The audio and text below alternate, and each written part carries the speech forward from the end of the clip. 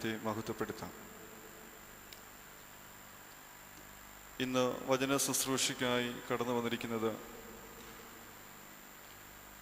വളരെ സുപരിചിതനായ ബഹുമാനപ്പെട്ട ജേക്കബ് മാത്യു അച്ഛനാണ്. പരുമല സെമിനാരിയെ സംബന്ധിച്ചിടത്തോളം മിക്കവാറും ധ്യാന പ്രസംഗങ്ങൾക്കും അല്ലാതെ തന്നെയും സെമിനാരിയെ സംബന്ധിച്ചിടത്തോളം വളരെ സുപരിചിതനാണ്. നമ്മുടെ കോട്ടയത്തുള്ള വൈദിക സെമിനാരിയിലെ അധ്യാപകനാണ്. നല്ല പ്രസംഗകനും ധ്യാനഗുരുവുമാണ്. അധ്യാപകൻ എന്ന നിലയിൽ അദ്ദേഹം എൻ്റെ ഗുരുനാഥൻ കൂടിയാണ്. അദ്ദേഹം ഇന്നത്തെ മൂന്നന്മേൽ കുർബാനയ്ക്ക് വടക്കേ ത്രോണോസിൽ വിശുദ്ധ ബലിയർപ്പിച്ച് നമുക്ക് വേണ്ടി പ്രാർത്ഥിച്ചു. വചന ശുശ്രൂഷയ്ക്കായി ഒരുങ്ങിയിരിക്കുകയാണ്. വളരെ ആദരപൂർവ്വം ഇന്നത്തെ വചന ശുശ്രൂഷയ്ക്ക് അദ്ദേഹത്തെ ക്ഷണിക്കുന്നു. ദൈവം നൽകുന്ന എല്ലാ കഴിവുകളും മറ്റുള്ളവർക്ക് കൂടി പ്രയോജനമാകുന്ന രീതിയിൽ ഉപയോഗിക്കുവാൻ തക്കവണ്ണം ദൈവത്തിൻ്റെ പരിശുദ്ധ റൂഹ അദ്ദേഹത്തിൻ്റെ പ്രവർത്തനങ്ങളെ സഹായിക്കട്ടെ എന്ന് അദ്ദേഹത്തോട് ചേർന്ന് പ്രാർത്ഥിച്ചുകൊണ്ട് വളരെ വിനയപൂർവ്വം ആദരപൂർവ്വം ഇന്നത്തെ വചന ശുശ്രൂഷയ്ക്കായി അദ്ദേഹത്തെ ക്ഷണിക്കും. കർത്താവിൽ സ്നേഹിക്കപ്പെടുന്ന പരുമല സെമിനാരി മാനേജർ, റമ്പാച്ചന്മാരെ, നല്ല വാക്കിൽ സ്വാഗതം അരുളിയ ഇവിടുത്തെ അസിസ്റ്റൻറ്റ് മാനേജർ മാത്തുക്കുട്ടി അച്ഛൻ, പ്രിയപ്പെട്ട മാതാപിതാക്കളെ, സഹോദരങ്ങളെ, വിശുദ്ധന്മാർക്ക് വിശുദ്ധി കൊടുക്കുന്ന ദൈവ നാമത്തിൽ നിങ്ങൾക്കെല്ലാവർക്കും എൻ്റെ സ്നേഹവന്ദനം. ഇത് പരിശുദ്ധ ശ്ലീഹന്മാരുടെ നാമത്തിലുള്ള നോമ്പിൻ്റെ കാലമാണ്. ഈ ദൈവാലയവും ഈ പരിസരവും ദൈവകാര്യങ്ങളിൽ പ്രത്യേക മമത ഉണ്ടാക്കുന്ന ഒരു ആധ്യാത്മിക കേന്ദ്രം തന്നെയുമാണ്. ആ അർത്ഥത്തിൽ ഇവിടെ വെച്ച് നടത്തപ്പെടുന്ന ഈ നോമ്പിൻ മധ്യത്തിലുള്ള ഈ ധ്യാനത്തിൽ പരിശുദ്ധ ശ്ലീഹന്മാരിൽ 2 പേരെക്കുറിച്ച് ധ്യാനപരമായി നമ്മുടെ ജീവിതാനുഭവത്തോട് ചേർത്ത് ചിന്തിക്കണം എന്നാണ് ഞാൻ വിചാരിക്കുന്നത്. ദൈവത്തിൽ ചേർന്ന് വരുവാൻ, ദൈവകാര്യത്തിൽ ചേർന്ന് നിൽക്കുവാൻ ആഗ്രഹിക്കുന്ന ഒരു സമൂഹം, പ്രത്യേകിച്ച് പരിശുദ്ധനായ മോ ഗ്രിഗോറിയോസിൻ്റെ ശ്രേഷ്ഠ മധ്യസ്ഥതയോട് ചേർന്ന് ഇവിടെ കൂടുതലായിട്ട് വരുന്നു എങ്കിലും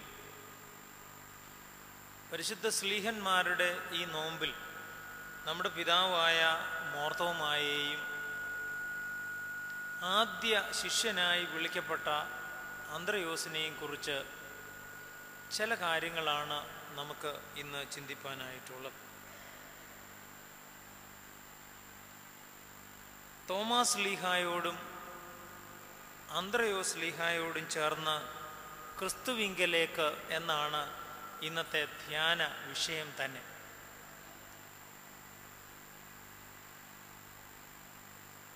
അവരുടെ ജീവിതത്തിലൂടെ കണ്ണോടിക്കുകയും നമ്മുടെ ജീവിതത്തിലേക്ക് നോക്കുകയും ദൈവം ഇഷ്ടപ്പെടുന്ന ജീവിതാനുഭവം നമ്മിൽ ഉണ്ടാക്കുവാൻ നാം പുനരായി സമർപ്പിക്കുകയും ചെയ്യുന്നു. ഈ ദിവസങ്ങളിൽ ധ്യാനപരമായി നാം ഈ അന്തരീക്ഷം വിനിയോഗിച്ച് ഇവിടെ ആയിരിക്കുമ്പോൾ ദൈവം നമ്മിൽ നിന്ന് എപ്പോഴും രൂപാന്തരവും എപ്പോഴും മാറ്റവും എപ്പോഴും വിശുദ്ധീകരണവും ആഗ്രഹിക്കുന്നു, ആവശ്യപ്പെടുന്നു എന്നുള്ളത് നമ്മൾ ഓർത്തിരിക്കേണ്ടതാണ്. ഏതു മനുഷ്യനും എപ്പോഴും വീഴാം. എന്നാൽ ഏതു മനുഷ്യനും ദൈവത്തിങ്കലേക്ക് ചാഞ്ഞു വരികയും ചേർന്ന് നിൽക്കുകയും അതിൽ വിശുദ്ധീകരണത്തിന് പാത്രമാകാൻ സാധിക്കുകയും ചെയ്യും എന്ന് നമ്മുടെ പൈതൃകം നമ്മെ പഠിപ്പിക്കുന്നു.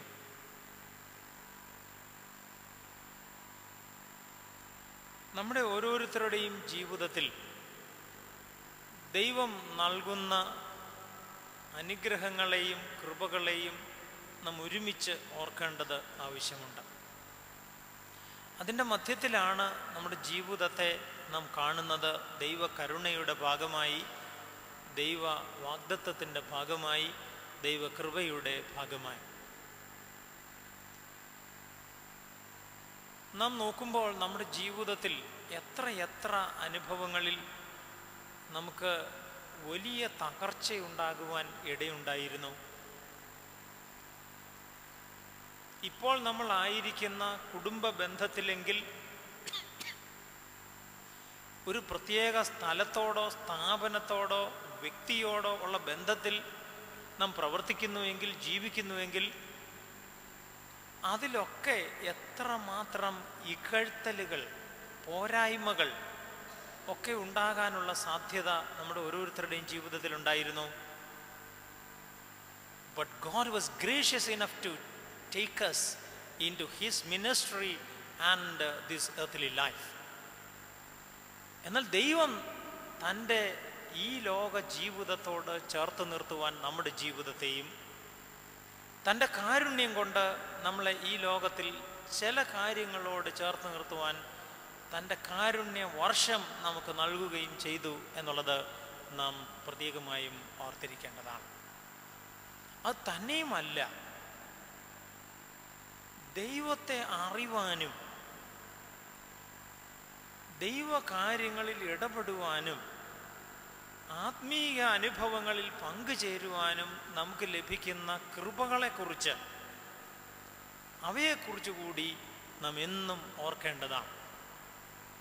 Therefore we need to be thankful to the Lord for all the blessings and graces in our personal lives. നമ്മുടെ വ്യക്തി ജീവിതത്തിൽ ദൈവം ചൊരിഞ്ഞു തന്നിട്ടുള്ള നന്മകളെ കാണുക മാത്രമല്ല, അവയെ നാം കാണണം, അവയെ ഓർത്ത് നാം ദൈവത്തെ മഹത്വപ്പെടുത്തണം. അവയോട് ചേർന്ന് ദൈവ അനുഭവത്തിൽ ജീവിക്കുന്നു എന്നുള്ളത് കൊണ്ട് നാം ചുറ്റുപാട് ഉള്ളവർക്കും നന്മ ചെയ്യുവാൻ നാം ബാധ്യസ്ഥരുമാണ്. എന്നാൽ അതോടൊപ്പം ദൈവം ചൊരിഞ്ഞു തരുന്ന കൃപകളെ, about the side of grace in our personal lives, അവയെക്കുറിച്ച് കൂടി നാം കുറെ കൂടെ അടുത്ത്, കുറെ കൂടെ യാഥാർത്ഥ്യത്തോടെ, കുറെ കൂടെ കൃത്യതയോടെ നാം ദൈവത്തെ സ്തുതിക്കുന്നവരായി തീരേണ്ടത് ആവശ്യമാണ്. നമ്മൾ എപ്പോഴെങ്കിലും ദൈവമേ നിൻ്റെ തിരുവചനത്തിൽ നിന്ന് വായിപ്പാൻ എനിക്കിടയാകുന്നതിൽ ഞാൻ നിന്നെ മഹത്വപ്പെടുത്തുന്നു എന്ന് നാം പറയാറുണ്ടോ? കർത്താവേ നിൻ്റെ തിരുശരീര രക്തങ്ങളിൽ സംബന്ധികളാകുവാൻ ഞങ്ങൾക്ക് ഇടയാകുന്നതിൽ നിന്നെ മഹത്വപ്പെടുത്തുന്നു എന്ന് നാം പറയാറുണ്ടോ? നാം ഓർക്കാറുണ്ടോ? നാം പരസ്യമായി പ്രഖ്യാപിക്കാറുണ്ടോ എന്നുള്ളതല്ല ഞാൻ ഇപ്പോൾ അന്വേഷിക്കുന്നത്. ഇത് ഞാൻ എന്നോട് തന്നെ അന്വേഷിക്കുന്നതാണ്. നാം ഒരുമിച്ച് കേൾക്കുന്നു എന്നേ ഉള്ളൂ. നാം എപ്പോഴെങ്കിലും കർത്താവെ ഇന്നലേക്കാൾ ഇന്ന് കുറച്ചുകൂടെ നന്മയുള്ളവനായി, കൃപയുള്ളവനായി അത് അനുഭവിച്ചുകൊണ്ട് ജീവിപ്പാൻ അവിടുന്ന് ഇടയാക്കണമേ എന്ന് പ്രാർത്ഥിച്ചിട്ടുണ്ടോ? ഇന്നലേക്കാൾ ഇന്ന് കുറച്ചുകൂടെ സമ്പന്നനാകണമേ, കുറേ കൂടെ അറിയപ്പെട്ടവനാകണമേ, കുറേ കൂടെ വലിയവളാകണമേ, കുറേ കൂടെ പലതും കയ്യിലുള്ളവളാകണമേ എന്ന് നാം ആഗ്രഹിച്ചിട്ടുണ്ടെങ്കിൽ ഇന്നലേക്കാൾ ഇന്ന് കുറച്ചുകൂടെ, അല്പം കൂടെ, സാധാരണ വാക്കി പറയും ഇറ്റൂടെ ഭേദമായി വരാൻ നമുക്ക് ആഗ്രഹം എപ്പോഴെങ്കിലും തോന്നിയിട്ടുണ്ടോ? അപ്പോൾ നാം ഓർക്കും നാം ദൈവത്തിൽ കുറച്ചുകൂടെ ചേർന്ന് നിൽക്കുകയാണ്. അപ്പോൾ നാം ഓർക്കും നാം ദൈവത്തിൻ്റെ മകനായി, മകളായി നോമ്പിൽ, നോറ്റിരുന്നു കൊണ്ട് കർത്താവിനോട് ചേർന്നിരിക്കുന്നു, വിശുദ്ധ സംസർഗത്തിലായിരിക്കുന്നു എന്ന് നമുക്ക് ഓർക്കാനായിട്ട് സാധിക്കും. അതുകൊണ്ട് make it a point in our personal lives all through that we should be thankful to the Lord for all the blessings and graces in our personal lives. നമ്മുടെ വ്യക്തി ജീവിതത്തിൽ പല കാര്യങ്ങളും ഓർത്ത് നാം ദൈവത്തെ മഹത്വപ്പെടുത്താറുണ്ട്. നമ്മൾ നോക്കുക, ഒരു അപകടം നടക്കുമ്പോൾ, അല്ലെങ്കിൽ അപകടത്തിൽ നിന്ന് രക്ഷിച്ചതിന്, അല്ലെങ്കിൽ മറ്റെന്തെല്ലാം നമ്മുടെ വ്യക്തി ജീവിതത്തിലെ ഓരോരോ നിമിഷങ്ങളിലും നമ്മൾ ഇതൊക്കെ ഓർക്കും. ആ കാര്യം തന്നതിന്, ഈ കാര്യം നൽകിയതിന്, എൻ്റെ കുഞ്ഞിന്, എൻ്റെ ഇടവയ്ക്ക്, എൻ്റെ ചുറ്റുപാടിന്, അതൊക്കെ ഓർക്കുവോ ഒക്കെ നമ്മൾ പലപ്പോഴൊക്കെ ദൈവത്തെ നാം സ്തുതിക്കാറുണ്ട്. എന്നാൽ ഈ പറഞ്ഞ ആത്മീയ അനുഭവത്തെ, ആത്മീയമെന്നും ഭൗതികമെന്നും വേർതിരിച്ച് കാണാതെ വണ്ണം അവയെ ഒരുമിപ്പിക്കണമെന്നാണ് നമ്മുടെ പൈതൃകത്തിലുള്ളത്. എന്നാൽ for the time being at least we are trying to separate, not to compartmentalise but to separate and identify so that we will be able to praise the Lord and we will be able to see our personal lives as a graceful one in front of God. ദൈവമുമ്പാകെ നാം പ്രാപിക്കുന്ന കരുണകളെ, കൃപകളെ ആത്മീയ അനുഭവങ്ങളിൽ നാം പ്രത്യേകമായും ഓർത്ത് സ്തുതിക്കേണ്ടത് ആവശ്യമാണ്. അങ്ങനെ നമ്മുടെ ജീവിതത്തെക്കുറിച്ച് സ്ലീഹന്മാരുടെ ചേർത്ത് നാം ഓർക്കാനായി ഈ സമയം വിനിയോഗിക്കുകയാണ്. കർത്താവേ, നിന്റെ തിരുവചനത്തിൽ നിന്ന് അത്ഭുതമുള്ള കാര്യങ്ങളെ കാണുവാൻ ഞങ്ങളുടെ ഹൃദയ കണ്ണുകളെ തുറക്കുമാറാകണമേ. മോർ തോമായോടും അന്ത്രയോസ് സ്ലീഹായോടും ചേർന്ന് ക്രിസ്തുവിങ്കലേക്ക് ആണ് നമ്മുടെ ഇന്നത്തെ ചിന്ത എന്ന് ഞാൻ പറഞ്ഞുവല്ലോ. ഇത് സ്ലീഹന്മാരുടെ സാക്ഷ്യത്തിൻ്റെ, ശുശ്രൂഷയുടെ, അവരുടെ ഈ ലോകത്തിലെ നന്മയുള്ള ജീവിതത്തിൽ നമ്മെ പങ്കുകാരാക്കുന്നതിൻ്റെ ഒക്കെ സ്മരണയാണ് അവരുടെ കടന്നുപോക്കിനോട് ചേർന്ന് നടത്തുന്ന ഈ നോമ്പ്. പ്രത്യേകിച്ച് ഈ സ്ലീഹന്മാരെ കുറിച്ച് ഓർക്കുമ്പോൾ അവർ പന്തിരുവരിൽപ്പെട്ടവർ തന്നെ, അയക്കപ്പെട്ടവർ എന്ന അർത്ഥത്തിൽ സ്ലീഹന്മാർ. ഔദ്യോഗികമായ സ്ഥാനമുള്ള ആളിന് പകരം അയക്കപ്പെടുകയാണ്. അങ്ങനെയുള്ള സ്ഥാനിയാണ് സ്ലീഹ. ദൗത്യം വഹിക്കുന്നവരാണ്, ദൗത്യവാഹകരായി പോകുന്നവരാണ്. ക്രിസ്തുവിൻ്റെ ദൗത്യം ഏൽപ്പിക്കപ്പെട്ടിട്ട് ലോകത്തിൽ അങ്ങോളവും ഇങ്ങോളവും അവരുടെ പിൻഗാമികളായും അവരോട് ചേർന്നും ഈ വിശുദ്ധാംശത്തിന് പങ്കുകാരായി, ഓഹരിക്കാരായി നാം നിൽക്കുമ്പോൾ ക്രിസ്തുവിൻ്റെ ദൗത്യവാഹകരായി നാമും അവരോടൊപ്പം നമ്മെ തന്നെ കാണുകയാണ്. സ്ലീഹന്മാരെ നിയമിക്കുന്ന കാര്യം വിശുദ്ധ മർക്കോസ് എവൻഗേലിസൻ രേഖപ്പെടുത്തിയിരിക്കുന്നു. 3-ാം അധ്യായം 14-ാമത്തെ വാക്യം. യേശു തന്നോടുകൂടെ ഇരിപ്പാനും പ്രസംഗിക്കേണ്ടതിന് അയപ്പാനും ഭൂതങ്ങളെ പുറത്താക്കേണ്ടതിന് അധികാരം ഉണ്ടാകേണ്ടതിനും പന്തിരുവരെ നിയമിച്ചു എന്നാണ് കാണുന്നത്. Saint Mark's Gospel chapter 3 verse 14. ഈ രണ്ട് പ്രത്യേക ശ്ലീഹന്മാര് അവർ കൂടെ ഇരിപ്പാൻ മുന്നമേ വിളിക്കപ്പെട്ടവർ തന്നെയാണ്. ഇരുവരും ക്രിസ്തുവിനെ കുറിച്ച് നല്ല ബോധ്യത്തിലേക്ക് വിളിക്കപ്പെട്ടവരാണ്. അവർ അയക്കപ്പെട്ടവരുമാണ്.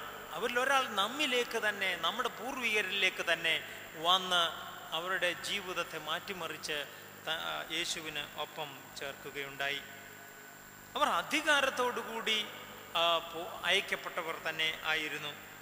അങ്ങനെ ഉള്ള ഈ രണ്ട് സ്ലീഹന്മാർ, നമ്മുടെ പിതാവായ മാർത്തോമായും അന്ത്രയോസും, ഒരാൾ പ്രഥമ ശിഷ്യനാണ്. വിശുദ്ധ യോഹന്നാന്റെ സുവിശേഷം 1-ാമത്തെ അധ്യായം പറയുന്ന പ്രകാരം ആദ്യം യേശുവിൻ്റെ അടുക്കലേക്ക് വിളിക്കപ്പെട്ടവരിൽ അന്ത്രയോസ് ഉണ്ടായിരുന്നു. ഒരാൾ പ്രഥമ ശിഷ്യനാണെങ്കിൽ മറ്റേയാൾ, നമ്മുടെ പിതാവ്, ഒന്നിലും അങ്ങനെ പ്രഥമത്വമൊന്നും അവകാശപ്പെടാനുള്ള ആളല്ല. ഒരാൾ കോപ്റ്റിക് ഗ്രീക്ക് സഭകളുടെ പിതാവായി സ്ലീഹായി അറിയപ്പെടുന്നെങ്കിൽ ഒരാൾ ഭാരതത്തിൽ, കിഴക്കേറ്റത്തുള്ള ഭാരതത്തിൽ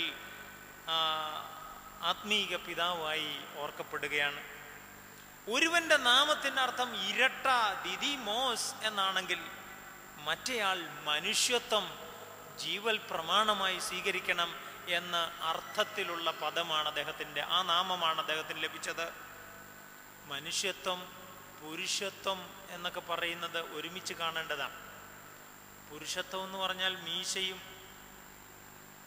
ശക്തിയും ബലവും, അത് സ്ത്രീത്വവും ഇന്ന് അങ്ങനെയാണ് കണക്കാക്കുന്നത്. മിടുക്ക്, അതിമിടുക്ക് എന്നാണ് ഇന്ന് നമ്മൾ അതിനെക്കുറിച്ചുള്ള അർത്ഥം കൽപ്പിക്കുന്നത്. എന്നാൽ മനുഷ്യത്വം എന്നാണ് ഭാരതീയ പൈതൃകത്തിലും പുരുഷൻ എന്നുള്ളതിൻ്റെ അർത്ഥം മനുഷ്യൻ എന്ന് തന്നെ, മനുഷ്യത്വം എന്ന.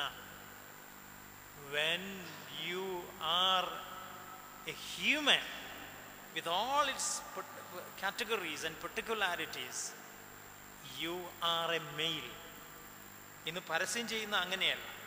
വസ്ത്രവും, നല്ല വസ്ത്രവും, വില കൂടിയ വസ്ത്രവും, വില കൂടിയ വാഹനവും ഒക്കെ ഓടിച്ചു കൊണ്ടുപോവുക. അത് ചിലപ്പോൾ ബൈക്കാകാം, ചിലപ്പോൾ കാറുകളാകാം. മുന്തിയവ ഓടിച്ചു വിടുമ്പോൾ പരസ്യത്തിൽ കാണുകയാണ് കുറേ സ്ത്രീകൾ അത് ഓടിച്ചു പോകുന്നവൻ്റെ പുറകെ കൂടുന്നു. ഗോയിങ് ആഫ്റ്റർ എ മെയിൽ എന്നാണ് പരസ്യം. What it means, it is insensible like anything. പക്ഷേ അത് നമുക്ക് ഇഷ്ടമുള്ള പരസ്യമായി വന്നിരിക്കുകയാണ്. ആകട്ടെ, ഈ ഒരുവൻ ഇരട്ട എന്ന പേരിലാണെങ്കിൽ ഒരുവൻ മനുഷ്യത്വം എന്ന പേര്. ഓർക്കണം, ക്രിസ്തുവിൻ്റെ ശ്ലീഹന്മാരിൽ 11 പേരും ഗലീലക്കാരായിരുന്നു. ഒരാൾ മാത്രമേ ഗലീലയ്ക്ക് പുറത്തു നിന്നുള്ള ആളുള്ളായിരുന്നു. ഈ 2 ശ്ലീഹന്മാരും ഗലീലക്കാരായിരുന്നു. എന്നാൽ ഒരാള് ബത്സയിദക്കാരനായിരുന്നു, പിന്നീട് കഫർന്നഹൂമിലേക്ക് മാറി, ആന്ത്രയോസ്. ഒരാൾ നേരെ യേശുവിനാൽ വിളിക്കപ്പെട്ടിട്ട് യേശുവിൻ്റെ ശിഷ്യനായി വന്നു. അങ്ങനെയാണ് തോമസ് ലീഹായെ കുറിച്ച് കാണുന്നത്. എന്നാൽ അന്ത്രയോസിനെ കുറിച്ച് കാണുന്നത് വിശുദ്ധ യോഹന്നാൻ 1-ാമത്തെ അധ്യായത്തിൽ യോഹന്നാൻ സ്നാപകന്റെ ശിഷ്യനായിരുന്നു ഈ അന്ത്രയോസ്. അദ്ദേഹം യോഹന്നാൻ സ്നാപകൻ നടത്തുന്ന സാക്ഷ്യം കേട്ടിട്ട് ഇതാ ലോകത്തിൻ്റെ പാപത്തെ വഹിക്കുന്ന ദൈവത്തിൻ്റെ കുഞ്ഞാട് എന്ന് ആദ്യ ദിവസവും ഇതാ കുഞ്ഞാടെന്ന് പിറ്റേ ദിവസവും ഒക്കെ പ്രഖ്യാപിക്കുന്നത് കേട്ടിട്ട് യേശുവിൻ്റെ പുറകെ കൂടിയ ആളാണ്. എനിക്ക് അത്ഭുതം തോന്നിയിട്ടുണ്ട് അന്ത്രയോസിനെ കുറിച്ചും യോഹന്നാൻ എന്ന ഈ സ്നാപകനെ കുറിച്ചും ഉള്ള സാക്ഷ്യത്തെക്കുറിച്ച്. കാരണം യോഹന്നാൻ സ്നാപകൻ തലേന്നും പിറ്റേന്നും യേശുവിനെ കുറിച്ച് നല്ല കാര്യം പറയുകയും അതിൽ ഉറച്ചു നിൽക്കുകയും ചെയ്തു എന്നുള്ളതാണ്. നമുക്ക് എന്ത് പ്രയാസമാണ് തലേന്ന് ഒരാളെ കുറിച്ച് നല്ലത് പറഞ്ഞിട്ട് പിറ്റേന്ന് അതിൽ തന്നെ നിലനിർത്തുക. It is next to impossible in our case. അത് ആരെക്കുറിച്ചാണെങ്കിലും ഒരാളെക്കുറിച്ച് നമ്മൾ തലേന്ന് നല്ലത് പറയും, പിറ്റേന്നോ ഒരു മറിച്ചൊരു അഭിപ്രായം ഉണ്ടാകട്ടെ, ഒരു മറിച്ചൊരു നോട്ടം ഉണ്ടാകട്ടെ, ഒരാൾ വന്നിരിക്കുന്നു. അപ്പോൾ ആ സാക്ഷ്യം കേട്ടിട്ട് അടുത്തു വന്ന ആളായിട്ടാണ് ഈ ബത്സയിദക്കാരനെ കുറിച്ച് കാണുന്നത്. എന്തായാലും ഈ 2 പേരെ കുറിച്ചും ഒരുമിച്ചും വ്യത്യസ്തമായും അനേക കാര്യങ്ങൾ ഈ സുവിശേഷങ്ങളിൽ നിന്ന് രേഖപ്പെടുത്താനായിട്ടുണ്ടെങ്കിലും ഇവരെക്കുറിച്ച് 2 പേരെക്കുറിച്ചും ഒരുമിച്ച് പറയാവുന്ന 2-3 ആശയങ്ങൾ നമ്മുടെ ഇവിടുത്തെ സമയം അനുവദിക്കുന്നതിനനുസരിച്ച് നമ്മുടെ ജീവിത സാഹചര്യത്തോട് ചേർത്ത് ചിന്തിക്കാം എന്ന് വിചാരിക്കുകയാണ്. ഒന്നാമത്തെ കാര്യം, വിശുദ്ധ യോഹന്നാന്റെ സുവിശേഷം 6-11 അധ്യായങ്ങളിൽ നിന്ന് ഈ അന്ത്രയോസിനെ കുറിച്ചും നമ്മുടെ പിതാവായ മോർ തോമസ് ശ്ലീഹായെക്കുറിച്ചും നമുക്ക് ഓർക്കുവാനായിട്ടുള്ള ഒന്നാമത്തെ കാര്യം, അവർ സ്ഥായിയായ വിപതി ധൈര്യവും ക്രിസ്തുവിൽ ആശ്രയിച്ചുള്ള ജീവൽ ധൈര്യവും പ്രാപിച്ചവരായിരുന്നു. ജീവിതത്തെക്കുറിച്ച് they were consistent in their hope and courage in their relation with Jesus Christ. About personal life also they were courageous enough. അവർ വിപതി ധൈര്യം കാട്ടിയവർ മാത്രമല്ല, അവർ ധൈര്യപൂർവമായി ജീവിതത്തെ നേരിട്ടവരായിരുന്നു. With all courage and determination they were able to face and the struggles in personal lives.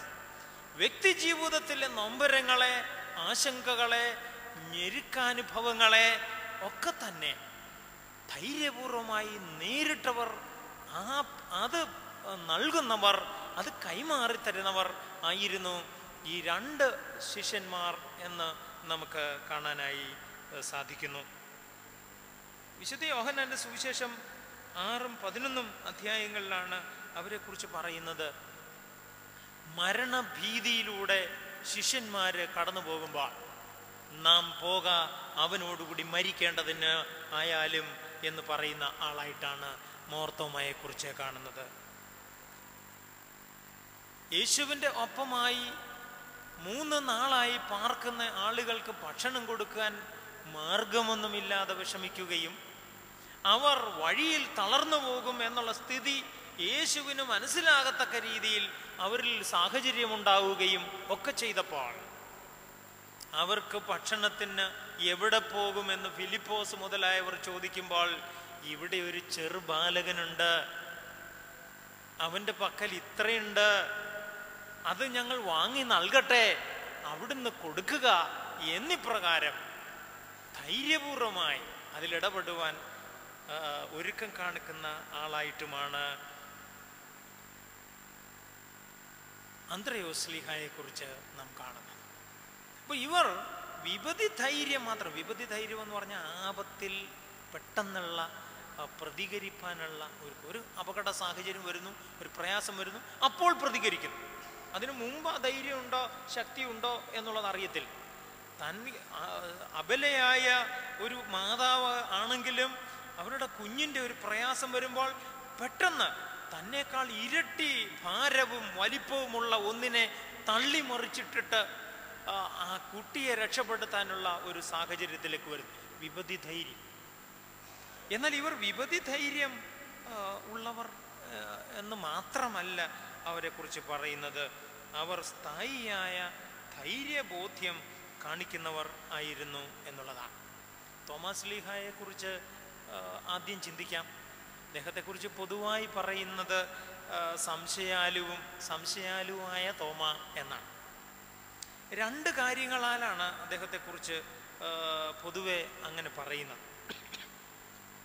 അദ്ദേഹത്തിൻ്റെ ജീവിതത്തിലെ പോരായ്മകളെക്കുറിച്ചും ഈ 2 കാര്യങ്ങളെക്കുറിച്ച്, യേശുവിൻ്റെ പുനരുത്ഥാനത്തിൻ്റെ അദ്ദേഹത്തിൻ്റെ പ്രത്യക്ഷപ്പെടലിൻ്റെയും സമയത്ത് വിശുദ്ധ യോഹന്നാന്റെ സുവിശേഷം 20 അധ്യായം 24 വാക്യത്തിൽ കാണുന്നു, യേശു പുനരുത്ഥാനം ചെയ്ത കർത്താവ് അവരെ സന്ദർശിക്കുമ്പോൾ ശിഷ്യന്മാരുടെ കൂട്ടത്തിൽ തോമാസ് ശ്ലീഹ ഇല്ലായിരുന്നു. യോഹന്നാന്റെ സുവിശേഷം 14 അധ്യായത്തിൽ യേശുക്രിസ്തുവിൻ്റെ വഴിയും ഡെസ്റ്റിനി എന്തെന്ന് തിരിച്ചറിയാതെ, നീ എവിടെ പോകുന്നുവെന്ന് ഞങ്ങൾ അറിയുന്നില്ല, പിന്നെ എങ്ങനെ വഴി അറിയും എന്നിങ്ങനെ ചോദിക്കുന്ന ഒരു വാക്കും യോഹന്നാൻ 14:5 മർത്തോമായിൽ നിന്ന് കാണുന്നുണ്ട്. ഉത്ഥാനത്തിൻ്റെ ഉറപ്പില്ലാത്തവനും യേശുവിൻ്റെ ജീവിതോദ്ദേശം സംബന്ധിച്ച് ബോധ്യമില്ലാത്തവനും എന്ന് തോമയെക്കുറിച്ച് ഈ 2 വേദഭാഗത്തിൻ്റെ കാര്യത്തിൽ മാത്രം അഭിപ്രായം രേഖപ്പെടുത്തുവാൻ ഒരുങ്ങാറുണ്ട്. That will definitely turn out as a hasty conclusion about Saint Thomas. Saint തോമസിനെ കുറിച്ചൊരു പെട്ടെന്ന് എടുക്കുന്ന ഒരു നിഗമനമായി ആ 2 വാക്കിൻ്റെ അടിസ്ഥാനത്തിൽ ആയാൽ അങ്ങനെ തോന്നും. എന്നാൽ ഓർക്കണം, യോഹന്നാന്റെ സുവിശേഷം 11 അധ്യായത്തിൽ 16 വാക്യത്തിൽ യഹൂദിയിലേക്ക് യേശു യെരുശലേമിലേക്ക് പോകാനായി ഒരുങ്ങുമ്പോൾ, യഹൂദിയിലേക്കും അവിടെയുള്ള ബഥാന്യയിലെ ലാസറിൻ്റെ അടുക്കലേക്കും ഒക്കെ പോകാൻ ഒരുങ്ങുമ്പോൾ, അവിടെ ഈ യേശുവിനും ഈ സഹോദരങ്ങളായ ശിഷ്യന്മാർക്കും ഉണ്ടായ പ്രയാസങ്ങളുടെ മധ്യത്തിൽ അത് വേണമോ, അതിപ്പം വേണ്ട, ഒട്ടും തന്നെ ആവശ്യമില്ല, പാടില്ല എന്നിങ്ങനെയുള്ള മനോഭാവത്തോടെ നിൽക്കുന്ന ശിഷ്യന്മാരുടെ അടുക്കലാണ് തോമാസ് ശ്ലീഹ പറയുന്നത്, പോക, നാമും അവനോടുകൂടെ മരിക്കേണ്ടതിന് എന്ന്. ഗലീലയിൽ സഞ്ചരിച്ച് യഹൂദന്മാർ കൊല്ലുവാൻ ഭാവിച്ചതിനാൽ യഹൂദയിൽ സഞ്ചരിക്കാതായി യേശു എന്ന് വിശുദ്ധ യോഹന്നാന്റെ സുവിശേഷം 7 അധ്യായത്തിന്റെ 1 വാക്യത്തിൽ കാണും. അവനെ പിടിപ്പാനൊരുങ്ങുന്നു യഹൂദന്മാർ എന്നിങ്ങനെ 7-ാം അധ്യായത്തിൻ്റെ 44-ാമത്തെ വാക്യത്തിൽ. അവൻ്റെ നാഴിക ആകാത്തതുകൊണ്ട് ആരും അവനെ പിടിച്ചില്ല, എന്നാൽ പിടിക്കാനുള്ള സാഹചര്യമുണ്ട് എന്നിങ്ങനെ 8-ാം അധ്യായം 20-ാമത്തെ വാക്യം. പിന്നെയും പിടിപ്പാൻ നോക്കി 10-ാം അധ്യായം 39-ാമത്തെ വാക്യം. അവൻ അവരുടെ ഇടയിൽ നിന്ന് രക്ഷപ്പെട്ടു. അവിടെ ബ്രാക്കറ്റിൽ കൊടുക്കണം, കഷ്ടിച്ച് രക്ഷപ്പെട്ടു. അങ്ങനെ പരാമർശിക്കപ്പെടുന്ന സാഹചര്യമാണ് യേശുവിനെ കുറിച്ചും ശിഷ്യന്മാരെ കുറിച്ചുമുള്ളത്. അപ്പോഴാണ് അറിയിക്കുന്നത് ലാസർ പ്രിയനായവൻ ദീനമായി കിടക്കുന്നു. യഹൂദിയിലെ യെരൂശലേമിന് സമീപമുള്ള ആ ബെഥാന്യയിലേക്ക് പോകാം. ഇതാണ് യേശുവിൻ്റെ ഒരുക്കം. ശിഷ്യന്മാർ, ബാക്കിയുള്ളവർ എന്താണ് പറയുന്നതും മാർത്തോമ എന്തു പറഞ്ഞു എന്നുള്ളതും അദ്ദേഹത്തിൻ്റെ ജീവിത ധൈര്യത്തെക്കുറിച്ച് സൂചിപ്പിക്കുന്ന ഒരു കാര്യമാണ്. യഹൂദിയിലെ എതിർപ്പിൻ്റെ മധ്യത്തിലും അതിനോട് ധൈര്യപൂർവമായി നേരിട്ട് ചെല്ലുവാൻ ഒരുക്കം. വിശ്വസിപ്പാൻ ഇടയാക്കുന്ന കാര്യത്തിൽ താല്പര്യം. ഇതാണ് ഈ 2 വേദഭാഗങ്ങളോട് ചേർത്ത് നമ്മൾ കാണുന്നത്. ജീവിതത്തിൻ്റെ നൊമ്പരങ്ങളുടെ ഭയമുളവാക്കുന്ന സാഹചര്യങ്ങളിൽ നമുക്കതിൽ ഇടപെടുവാൻ, നേരിടുവാൻ ധൈര്യം ഉണ്ടാകാറുണ്ടോ? ആൻഡ്രൂസിനെ കുറിച്ചുകൂടെ, സ്ലീഹായായിരിക്കുന്ന അന്ത്രയോസിനെ കുറിച്ചുകൂടെ ചിന്തിച്ചിട്ട് നാം മറ്റു വേദഭാഗങ്ങൾ അന്വേഷിച്ച് നമ്മുടെ ജീവിതത്തിലേക്ക് ഒന്നുകൂടെ നോക്കണം. അത്ഭുതം കണ്ടിട്ട് ഏറെ പുരുഷാരം യേശുവിൻ്റെ ഒപ്പം കൂടിയിട്ടുണ്ട്. യോഹന്നാന്റെ സുവിശേഷം 6-ാം അധ്യായം. ഏറെ പുരുഷാരമുണ്ട്. തന്നെയുമല്ല, പെരുന്നാളും അടുത്തിരിക്കുന്നു. അതുകൊണ്ട് പുരുഷാരത്തിൻ്റെ എണ്ണം പിന്നെയും കൂടിയിട്ടുണ്ട്. ആ കൂടി വന്നിരിക്കുന്ന പുരുഷാരമാണ് 3 നാൾ തന്നോടൊപ്പം ഉള്ളത്. അവർക്ക് ഭക്ഷിപ്പാൻ ഇല്ല എന്ന് യേശു അവരോട് പറയുന്നതും വഴിയിൽ തളർന്നു പോകാതിരിപ്പാൻ കൊടുക്കേണ്ടതുണ്ട് എന്നറിയിക്കുന്നതും. ഫിലിപ്പോസ് എന്ന ശിഷ്യൻ അവരെയൊക്കെ ഒന്ന് എണ്ണി നോക്കി. ഇത്ര വലിയ പുരുഷാരത്തിന് കൊടുപ്പാൻ 200 പണം തികയില്ല എന്ന് കണക്കിന് രേഖപ്പെടുത്തി. അപ്പോഴാണ് യോഹന്നാൻ 6-ാം അധ്യായം 8ഉം 9ഉം വാക്യങ്ങളിൽ ഈ അന്ത്രയോസ് ശ്ലീഹ പറയുന്നത്, ഇവിടെ ഒരു ബാലകനുണ്ട്, അവൻ്റെ പക്കൽ 5 യവത്തപ്പവും 2 മീനും ഉണ്ട് എന്ന്. ഒരാൾ ജീവന് ഭീഷണി ഉണ്ടാകുമ്പോൾ അതിനെ നേരിടാൻ ഒരുക്കം കാണിക്കുന്നു. ഒരാൾ ജീവിതം ദുഷ്കരമാകുമ്പോൾ, ഞെരുക്കം അനുഭവിക്കുമ്പോൾ അതിനെ നേരിടണം എന്ന് പഠിപ്പിക്കുന്നു. യേശുക്രിസ്തുവിൻ്റെ ജീവിതത്തോട് ചേരുവാൻ ഒട്ടിച്ചു ചേർക്കപ്പെട്ടതും വിളിച്ചു ചേർക്കപ്പെട്ടതുമായ മോർ ഗ്രിഗോറിയോസിൻ്റെ പ്രത്യേക മധ്യസ്ഥത്തിൽ നാം കൂടി വരുന്ന ഒരു സ്ഥലം കൂടിയാണിത്. അദ്ദേഹം ഈ സ്ഥലത്ത് ആയിരിക്കുമ്പോൾ ഒപ്പമുള്ള ശിഷ്യവൃന്ദത്തിന് ഇന്ന് കഴിഞ്ഞ് നാളെ എന്ത് എന്ന് പ്രയാസപ്പെട്ടിരിക്കുന്ന കാര്യം കുശിനിക്കാരൻ അറിയിക്കുന്നതും അദ്ദേഹം അതിന് കൊടുത്ത മറുപടിയും പിറ്റേന്ന് ലഭിച്ച ആ നിറച്ച് വള്ളത്തിൽ ഭക്ഷണ സാമഗ്രികൾ ലഭിച്ചതും ഒക്കെ മോർ ഗ്രിഗോറിയോസിൻ്റെ ജീവചരിത്രത്തിൽ വായിച്ച് കുളിർമ തേടിയ ആളുകളാണ് നാം സൺഡേ സ്കൂൾ പഠിക്കുന്ന കാലത്ത്. പക്ഷെ ജീവിതത്തിൻ്റെ ഭയമുളവാക്കുന്ന, ഞെരുക്കമുണ്ടാകുന്ന സാഹചര്യത്തിൽ ഈ അനുഭവം നമ്മൾ നമ്മുടെ ജീവിതത്തോട് ചേർക്കാറുണ്ടോ? നമ്മൾ വായിക്കുന്നുണ്ട്, ഞാൻ യഹോവയെ എല്ലാ കാലത്തും വാഴ്ത്തും. 34-ാം സങ്കീർത്തനം എനിക്കൊപ്പം ചൊല്ലുക, ഞാൻ യഹോവയെ എല്ലാ കാലത്തും വാഴ്ത്തും. ഒന്ന് ചൊല്ലിക്കേ, ഞാൻ യഹോവയെ എല്ലാ കാലത്തും വാഴ്ത്തും. അവൻ്റെ സ്തുതി എപ്പോഴും എൻ്റെ നാവിന്മേൽ ഇരിക്കും എന്ന് തുടങ്ങിയുള്ള വേദഭാഗം നാം പരിശോധിക്കുമ്പോൾ അവിടെ പറയുകയാണ്, ഞാൻ യഹോവയെ എല്ലാ കാലത്തും വാഴ്ത്തും. I will give praise to the Lord always, all through my life എന്ന് പറഞ്ഞ് ജീവിതത്തിൻ്റെ നിമ്നോന്നതങ്ങളിൽ, ജീവിതത്തിൻ്റെ ഉയർച്ച താഴ്ചകളിൽ, ജീവിതത്തിലെ കൈപ്പേറിയ അനുഭവങ്ങളിൽ കൂടെ, including those times when I am in distress, അപ്പോൾ കൂടെ ഞാൻ യഹോവയെ വാഴ്ത്തും എന്നാണ്. എന്നിട്ട് തുടർന്ന് അങ്ങോട്ട് പറയുന്ന ഭാഗം നാം ഇടയ്ക്കിടയ്ക്കൊക്കെ വായിക്കാൻ ഇഷ്ടപ്പെടുന്ന ഒരു സങ്കീർത്തനമാണ് 34. അതിൻ്റെ 4ഉം 6ഉം വാക്യങ്ങൾ ഇങ്ങനെയാണ്. എളിയവൻ നിലവിളിച്ചു, യഹോവ കേട്ടു. 6ആം വാക്യം, സകല കഷ്ടങ്ങളിൽ നിന്നും വിടുവിച്ചു. 4ആം വാക്യം, എളിയവൻ നിലവിളിച്ച് യഹോവ കേട്ടു, ഭയങ്ങളിൽ നിന്നും വിടുവിച്ചു. എനിക്ക് തോന്നുന്നു ഇത് സങ്കീർത്തനക്കാരനിലൂടെ വരുന്ന ഒരു പ്രായോഗികമായ വശമാണ്. ജീവിതത്തിൽ നമുക്ക് കഷ്ടങ്ങളിൽ നിന്ന് വിടുവിക്കപ്പെടുന്നതിന് മുമ്പ്, 6ആം വാക്യത്തിൽ പറയുന്ന കഷ്ടങ്ങളിൽ നിന്നുള്ള വിടുതലിന് മുമ്പ് നമുക്കെല്ലാവർക്കും ഭയങ്ങളിൽ നിന്നുള്ള വിടുതലാണ് മുന്നമേ ആവശ്യമായിരിക്കണം.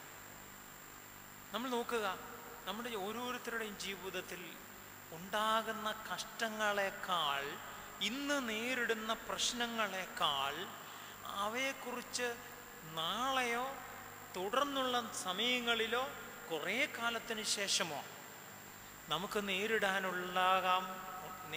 ഇടയുള്ള കാര്യങ്ങളെക്കുറിച്ചുള്ള ആശങ്കകളാണ് നമ്മെ കൂടുതലായി ഭരിക്കുന്നത്. അത് നമ്മൾ പലപ്പോഴും നമ്മെ ബാധിക്കുന്ന ഒരു കാര്യമാണ്.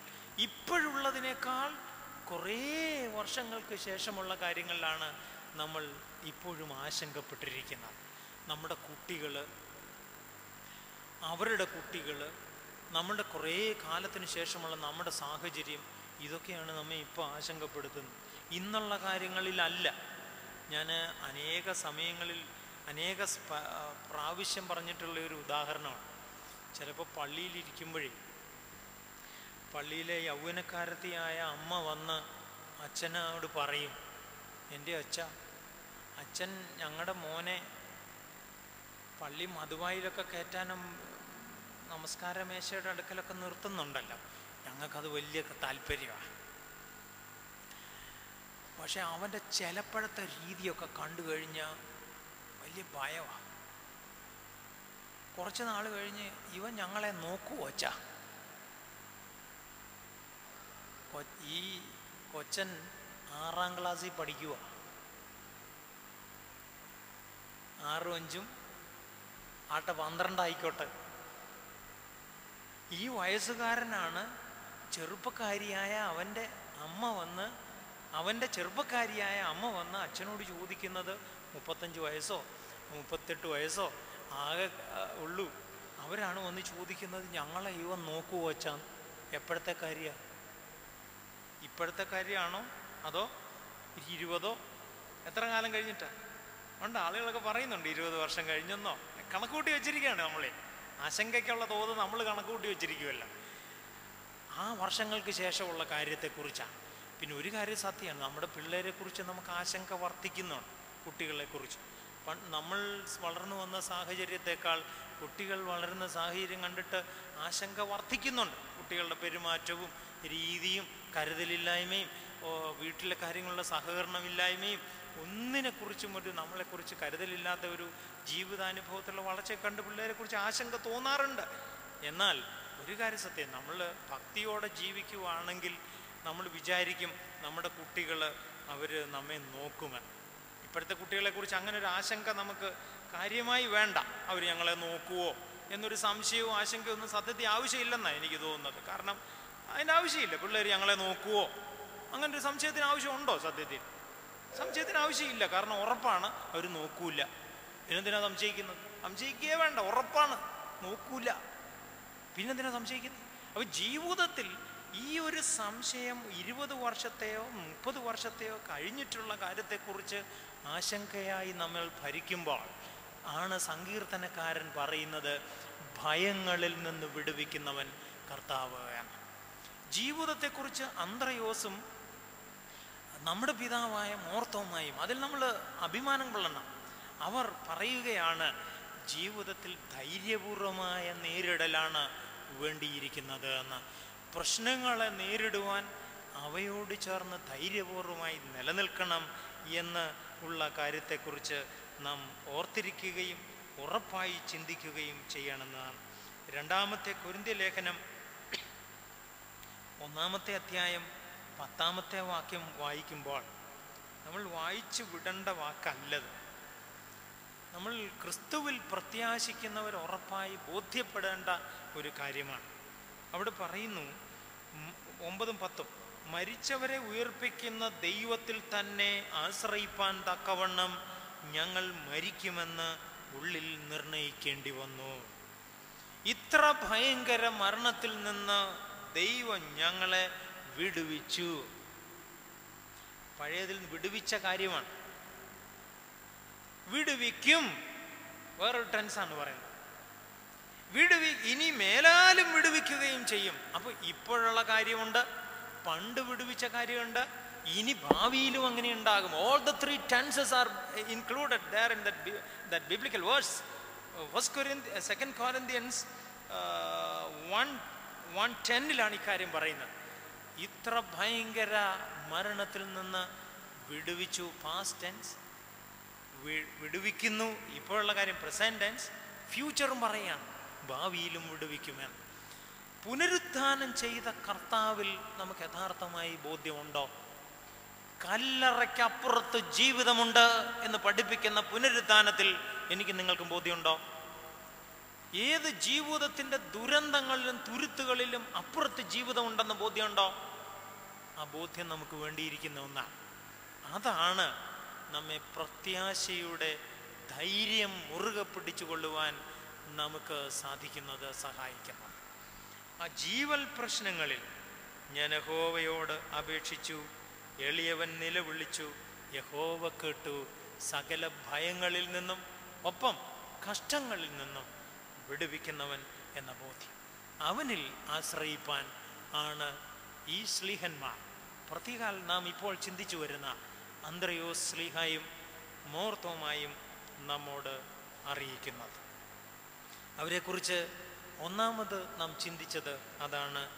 ജീവിതത്തെക്കുറിച്ച് വിപതി ധൈര്യം മാത്രമല്ല, ജീവിതത്തിന് ധൈര്യപൂർവമായ ഇടപെടലും സ്ഥായിയായ സ്ഥൈര്യബോധത്തോടുകൂടി ജീവിപ്പാൻ നമ്മെ പ്രചോദിപ്പിക്കുന്നവരുമാണ് ഈ ശ്ലീഹന്മാർ എന്നുള്ളതാണ്. രണ്ടാമത്തെ ആശയം ഇവരെക്കുറിച്ച് പൊതുവായി നമുക്ക് പറയാനും ചിന്തിപ്പാനുമുള്ളത്, ദൈവത്തെക്കുറിച്ചുള്ള ആഴമായ വിശ്വാസബോധ്യം കൈമാറുന്നവരാണ്, അതുള്ളവരായിരുന്നു ഈ രണ്ട് ശ്ലീഹന്മാർ. നമ്മുടെ പിതാവായ മോർത്തോമായും ആദ്യ ശിഷ്യനായി വിളിക്കപ്പെട്ട അന്ത്രയോസും എന്ന് നാം തിരുവചനത്തിൽ നിന്ന് കാണുകയാണ്. They were having profound spiritual insight and shared the confession of faith in a very profound manner. അവർ ക്രിസ്തുവിനെ കുറിച്ച് ഉള്ള ഉൾക്കാഴ്ചയിൽ തികവേറിയവരായിരുന്നു എന്നുള്ളത് നമുക്ക് കാണാം. This is concerning both Saint Thomas and Saint Andrew, the apostle of Jesus Christ.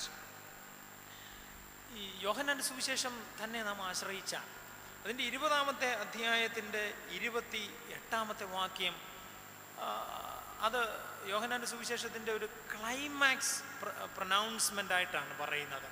എൻ്റെ കർത്താവും എൻ്റെ ദൈവവുമേ, എൻ്റെ കർത്താവും എൻ്റെ ദൈവവുമേ എന്നുള്ള ആ പ്രഖ്യാപനം, വിശ്വാസ പ്രഖ്യാപനത്തോടെ തിരുസഭയ്ക്ക് മുമ്പിൽ നിൽക്കുന്ന മോർത്തോമായുടെ മക്കളാണ് നാം. വിശുദ്ധ യോഹന്നാൻ 12-ാമത്തെ അധ്യായത്തിൽ 20, 21, 22 വാക്യങ്ങളിൽ ഫിലിപ്പോസിന് ഒപ്പം പ്രവർത്തിച്ചുകൊണ്ട് അന്ത്രയോസ് എന്ന ശ്ലീഹ പുറജാതിക്കാരെ യവനന്മാരുടെ മുമ്പിൽ ഈ സാക്ഷ്യം നൽകുകയും അവരെ യേശുവിങ്കലേക്ക് നയിക്കുകയും ചെയ്യുന്നതായി കാണുന്നുണ്ട്. ഈ രണ്ട് ഉദാഹരണങ്ങളും ഈ രണ്ട് വ്യക്തിത്വങ്ങളെ, രണ്ട് ശ്ലീഹന്മാരുടെ ജീവിതത്തെ എത്രമാത്രം ക്രിസ്തുവിനെ കുറിച്ചുള്ള ആഴമായ ബോധ്യമുള്ളവരായിരുന്നു എന്ന് നമ്മെ അറിയിച്ചു തരും. ഈ യോഹന്നാന്റെ സുവിശേഷം 20-28 എൻ്റെ കർത്താവും എൻ്റെ ദൈവവുമേ, അതുപോലെ യവനന്മാരെ യേശുവിലേക്ക് നേടുന്ന യോഹന്നാൻ 12-ാം അധ്യായം 20 മുതലുള്ള ഭാഗവും ഇത് അറിയിക്കുന്നത് രണ്ട് ശ്ലീഹന്മാരുടെയും ഏറ്റവും വിഖ്യാതമായ വിശ്വാസ പ്രഖ്യാപനത്തിൻ്റെ സമയമാണ്. One is a profound theological statement about Jesus Christ, and the other one is a personal effort to win the souls for Jesus Christ. മറ്റുള്ളവരെ നേടുവാൻ അന്ത്രയോസ് തൻ്റെ വിശ്വാസ പ്രഖ്യാപനം ഉപയോഗിക്കുന്നു. അതുപോലെ തന്നെ എൻ്റെ കർത്താവും എൻ്റെ ദൈവവുമേ എന്ന തൻ്റെ ജീവിത സാഹചര്യത്തിൽ പ്രഖ്യാപിച്ച് യേശുവിലുള്ള ആ വിശ്വാസ ബോധ്യത്തെ കൈമാറുന്നു തോമാസ് ലീഹ എന്നുള്ളതും ഓർക്കണം. വിശ്വാസത്തിൻ്റെ അനുഭവത്തിലൂടെ വളരുന്നതിനിടയിൽ നമ്മുടെ ജീവിതത്തിൽ അനേക സ്ട്രഗിൾസ് നമുക്കുണ്ടാകാം. വിശ്വാസ ജീവിതത്തിൽ കുറേ പോരായ്മകൾ, ചിലപ്പോൾ ഞെരുക്കനുഭവങ്ങൾ നമുക്ക് നേരിടേണ്ടി വന്നേക്കാം. തോമാസ് ലീഹയുടെ ജീവിതം നമുക്ക് നോക്കാം. വിശുദ്ധ യോഹന്നാന്റെ സുവിശേഷം 14-ാമത്തെ അധ്യായം 5-ാമത്തെ വാക്യത്തിൽ പറയുകയാണ്, ഈസ് കൺഫസിങ്, യേശുവേ അങ്ങ് എവിടെയാ പോകുന്നതെന്ന് ഞങ്ങൾക്കറിയില്ല, ഞാൻ വഴിയും സത്യവും ജീവനും ആകുന്നു എന്നൊക്കെ യേശു പറയുന്നത് കേട്ടുകൊണ്ടിരിക്കുന്ന ശിഷ്യന്മാർക്ക് പൂർണ്ണമായും പലതും ഉൾക്കൊള്ളാൻ പറ്റി. അപ്പോൾ അവർ സംശയിച്ച് അങ്ങോട്ടും ഇങ്ങോട്ടും തങ്ങളിലേക്കും ഒക്കെ തന്നെ നോക്കുകയാണ്. അങ്ങ് എവിടേക്കാ പോകുന്നത്, വഴി ഞങ്ങൾ പിന്നെ എങ്ങനെയാ അറിയുന്നത് എന്നൊക്കെ ഈ തോമസ് ലീഹ പറയുന്നത് വിശ്വാസ ജീവിത അനുഭവത്തിലെ സ്ട്രഗിളിനെ കാണിക്കുന്നതാണ്. നമ്മുടെ വ്യക്തി ജീവിതത്തിൽ പലപ്പോഴും നമുക്ക് ക്രിസ്തുവിൻ്റെ വഴി മനസ്സിലാകാതെ മുന്നോട്ട് പോയിട്ടില്ലേ? ക്രിസ്തുവിൻ്റെ മാർഗം മനസ്സിലാകാതെ നമ്മൾ എത്രയോ പ്രാവശ്യം നമ്മൾ ഈ പരമലമ ഗ്രിഗോറിയോസിൻ്റെ മാധ്യസ്ഥത്തോട് ചേർന്ന് ഇവിടെ കൂടെ സഞ്ചരിക്കുകയും ഇവിടെ വന്ന് അദ്ദേഹത്തിൻ്റെ ഖബറിങ്കൽ വന്ന് മുട്ടിപ്പായി നിന്ന് പ്രാർത്ഥിക്കുകയും ഒക്കെ ചെയ്തിട്ടുണ്ട്. ക്രിസ്തുവിൻ്റെ വഴിയിലേക്ക് തുറക്കുന്ന വലിയ വാതിലായി നാം മോർ ഗ്രിഗോറിയോസിനെ കാണുന്നു. മോർ തോമായോട് ചേർന്ന് നാം കാണുകയാണ്, നാം ഓർക്കുകയാണ്, അങ്ങയുടെ വഴി എന്നെ കാണിച്ച് തരണമേ എന്ന്. നമുക്ക് വേണ്ടിയിരിക്കുന്ന ആ ഒരു കാര്യമാണ്. What's the mission and final destiny that Jesus Christ unveils in front of us? നമ്മുടെ ജീവിതത്തിന് മുമ്പിൽ തുറക്കുന്ന ഈ ക്രിസ്തു മാർഗം എന്ത് എന്ന് നാം അന്വേഷിക്കേണ്ടത് ആവശ്യമായിട്ടുള്ള ഒരു കാര്യമാണ്. അതുപോലെ തന്നെ മുന്നമേ ഞാൻ പരാമർശിച്ച ഉദ്ധരിച്ച വാക്യമാണ് യോഹന്നാൻ 20:24. ക്രിസ്തുവിൻ്റെ പ്രത്യക്ഷപ്പെടലിങ്കൽ അവിടെ ഉണ്ടായിരിക്കാൻ തോമാസ് ലീഹായിക്ക് സാധിച്ചില്ല. ചിലപ്പോഴൊക്കെ നമ്മൾ തോമാസ് ലീഹായെ പോലെ we might have opted for a visual proof of resurrection. യേശുവിൻ്റെ പുനരുദ്ധാനത്തിന് ഞാൻ അവൻ്റെ കൈവിരലുകളിലെ പാടുകൾ, ആണിപ്പാടുകൾ, അവൻ്റെ വിലാവിലെ ആ കൈവയ്ക്കലിൻ്റെ അനുഭവം ഒക്കെ ഇല്ലെങ്കിൽ ഞാൻ വിശ്വസിക്കില്ല എന്ന് ചിലപ്പോഴൊക്കെ പറഞ്ഞിട്ടുണ്ടാകുമല്ലോ. നമ്മുടെ ജീവിത സാഹചര്യത്തിലേക്ക് നാം നോക്കണം. കന്യകമറിയാമിനോട് അടുത്തു വന്ന് ദൈവത്തിൻ്റെ സന്ദർശന കാര്യമൊക്കെയും അവളെ സന്ദർശിക്കുന്ന ദൈവമാഹാത്മ്യത്തിൻ്റെ കാര്യം അറിയിച്ചുകൊണ്ട് ഗബ്രിയേലിൻ്റെ സന്ദർശന കാര്യം രേഖപ്പെടുത്തുമ്പോൾ വിശുദ്ധ ലൂക്കോസിൻ്റെ സുവിശേഷം 1-ാം അധ്യായം 45-ാമത്തെ വാക്യം, തന്നോട് അരുളി ചെയ്തതിന് നിവൃത്തിയുണ്ടാകും എന്ന് വിശ്വസിച്ചവൾ നീ ഭാഗ്യവതി എന്ന് കന്യകമറിയാമിനെ കുറിച്ച് ഒരു സ്ത്രീ വിളിച്ചു പറയുകയാണ്. എലിശബയാണ് പറയും, ഗബ്രിയേൽ അവളുടെ അടുക്കലേക്ക് ചെന്നറിയിച്ച കാര്യം അവൾ വിശ്വസിച്ചു, അതവളുടെ ജീവിതത്തിൽ വലുതായി കാണുന്നു എന്ന്. എന്നെ കേൾക്കുന്ന ദൈവത്തിൻ്റെ ജനമേ, ഗബ്രിയേൽ ദൂതൻ അടുത്തിയെന്ന് കന്യകമറിയാമിനോട് കുറേ കാര്യങ്ങൾ പറയുന്നുണ്ട്. വിശുദ്ധ ലൂക്കോസ് 1-ാം അധ്യായം അതിൻ്റെ 26 മുതലുള്ള ഭാഗം. അതാണ് ഈ 45-ലെ പരാമർശത്തിന് അടിസ്ഥാനമായിട്ടുള്ളത്. അവിടെ പറയുകയാണ്, കർത്താവിൻ്റെ ശക്തി, അത്യുന്നതൻ്റെ ശക്തിയൊക്കെ നിൻ്റെ മേൽ നെല്ലിടും എന്നൊക്കെ പറയുമ്പോൾ ഒരലിന് കാറ്റ് പിടിക്കുന്നത് പോലെയുള്ള അനുഭവത്തിലാണ് കന്യകമറിയാം. കുലുക്കയില്ല. കന്യകമറിയാമിൻ്റെ അടുക്കലേക്ക് ചെന്ന് ദൂതൻ പ്രത്യേകിച്ച് 2 കാര്യങ്ങൾ പറയുന്നതായി അതിൻ്റെ 36, 37 വാക്യങ്ങൾ അറിയിക്കുന്നുണ്ട്. നീ നോക്ക്, നിന്റെ ചാർച്ചക്കാരി എലിസബത്ത് വാർദ്ധക്യത്തിൽ ഒരു മകനെ ഗർഭം ധരിച്ചിരിക്കുന്നു. മച്ചി എന്ന് പറയപ്പെട്ടവൾക്ക് ഇത് 6ാമത്തെ മാസം. ദൈവത്തിന് ഒരു കാര്യവും അസാധ്യമല്ലല്ലോ. നമ്മുടെ ജീവിതത്തിൽ തോമാസ് ശ്ലീഹായോട് ചേർന്ന് നാം നമ്മെ തന്നെ കാണുമ്പോൾ ദൈവപുരുഷനായ മോർ ഗ്രിഗോറിയോസിനോടും കർത്തൃ ശ്ലീഹായ അന്ത്രയോസിനോടും ചേർന്ന് നമ്മുടെ ജീവിതത്തെ കാണുമ്പോൾ ഈ വാക്ക് പ്രത്യേകിച്ച് നമ്മളോട് പറയുകയാണ്. നീ നിന്റെ ജീവിതത്തിൽ മാത്രമായി നോക്കിക്കൊണ്ടിരിക്കുമ്പോൾ നീ 2 കാര്യം പ്രത്യേകിച്ച് ഓർക്കണം. നീ നിന്റെ അയൽക്കാരി എലിശബായുടെ ജീവിതത്തിലേക്ക് നോക്കണം. നമ്മളോടും പറയുകയാണ്, നിന്റെ ജീവിതത്തിൽ നിന്റെ നൊമ്പരങ്ങളിലേക്ക് മാത്രം നോക്കി നീ ഇരിക്കുമ്പോൾ നീ നിന്റെ അയൽക്കാരിയുടെ ജീവിതത്തിലേക്ക് കൂടി നോക്കണം. അച്ഛാ, അത് ഞങ്ങൾ എന്നും നോക്കിക്കൊണ്ടിരിക്കുക. ഇപ്പം പിന്നെ അവർ മതിൽ കെട്ടിക്കൊണ്ട് നോക്കാൻ പറ്റുന്നില്ലെന്നേ ഉള്ളൂ. ആ കാര്യത്തിന് നോക്കണമെന്നല്ല പറഞ്ഞത്. നീ നോക്കണം. അയൽക്കാരിയുടെ ജീവിതത്തിൽ എലിശബായിൽ ദൈവം പ്രവർത്തിച്ച അത്ഭുതത്തെ കാണാൻ നീ നോക്കണം. കണ്ണു തുറന്നു. അതാ പറയുന്നത്. നമ്മളെ എത്രയെത്ര സമയങ്ങളിൽ എത്രയെത്ര പ്രാവശ്യം നമ്മൾ ചിന്തിച്ചിട്ടുണ്ട്, ആ വീട് തീർന്നച്ച, അവളുടെ ജീവിതം അവസാനിച്ചച്ച എന്ന എത്രയെത്ര ആളുകളെ കുറിച്ച് അവിടെ ഇരിക്കും. ഞാൻ നേർച്ചയിൽ ഇട്ടോളാം. എത്രയെത്ര സാഹചര്യങ്ങളിൽ എത്രയെത്ര സമയങ്ങളിൽ നമ്മളെ കുറിച്ച് തന്നെയും മറ്റു ആൾക്കാരെ കുറിച്ചും കണ്ടിട്ടുണ്ട്. അവരുടെ ജീവിതം തീർന്നു, അവരുടെ ജീവിതം അസ്തമിച്ചു, അവരുടെ ജീവിതം ഇനി ഉണ്ടാവില്ല എന്ന് വിചാരിക്കുന്ന എത്രയെത്ര സാഹചര്യങ്ങളുണ്ട്. ചിലപ്പോഴൊരു അപകട മരണത്തിൻ്റെ മുഖത്തായിരിക്കാം. അവളുടെ ജീവിതമൊക്കെ ഒന്ന് പച്ച പിടിച്ച് വരികയായിരുന്നു. അവളുടെ ഭർത്താവ് മുന്നേ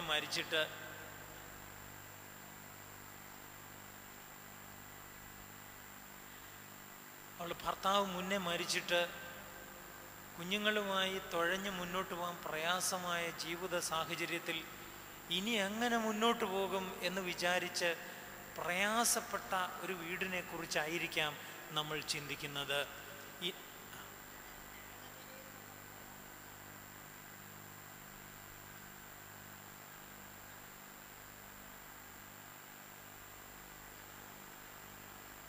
മനക്ലേശതരംഗങ്ങളാൽ ദുഃഖസാഗരത്തിൽ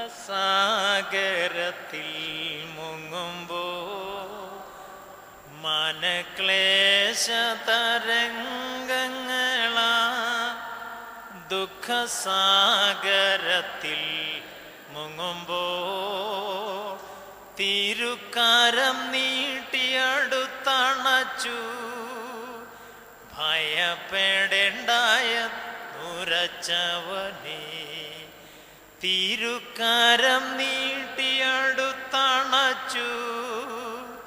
ഭയപ്പെടേണ്ടായ നുരച്ചവനേ, അവനെ ഞാൻ വാഴ്ത്തും എന്നാണ് പാടുന്നത്. ആകട്ടെ, ആ ഡിസ്ട്രാക്ഷൻ കാറി നമ്മൾ തിരിച്ചു വരും. നമ്മൾ ചിന്തിച്ചു വന്നത് എത്രയെത്ര വീടുകളെ കുറിച്ച് ഒരു പക്ഷേ ഒരു ആപത്തിൽ അപകടത്തിൽ ഒരു മരണം ഉണ്ടായ വീടിനെ കുറിച്ച് നമ്മൾ നോക്കും. നമ്മൾ പറയും, ആ വീടൊക്കെ ഭർത്താവൊക്കെ മരിച്ച് കുഞ്ഞുങ്ങളെയും കൊണ്ട് പ്രയാസപ്പെട്ടൊക്കെ ജീവിച്ചു വന്ന് മൂത്ത മകൻ അല്ലെ മകള് ഒരു സ്ഥലത്ത് ജോലിക്ക് പോയി, ആ ഒന്ന് ഉറപ്പിക്കും എന്ന് വന്നപ്പോൾ ആ കൊച്ചിന് അസുഖമായിട്ട് അത് തിരിച്ചു വന്നു. അപ്പം നമ്മൾ പറയും, അച്ഛാ അറബിക്കടലിൽ തീർന്നച്ച ആ വീട്.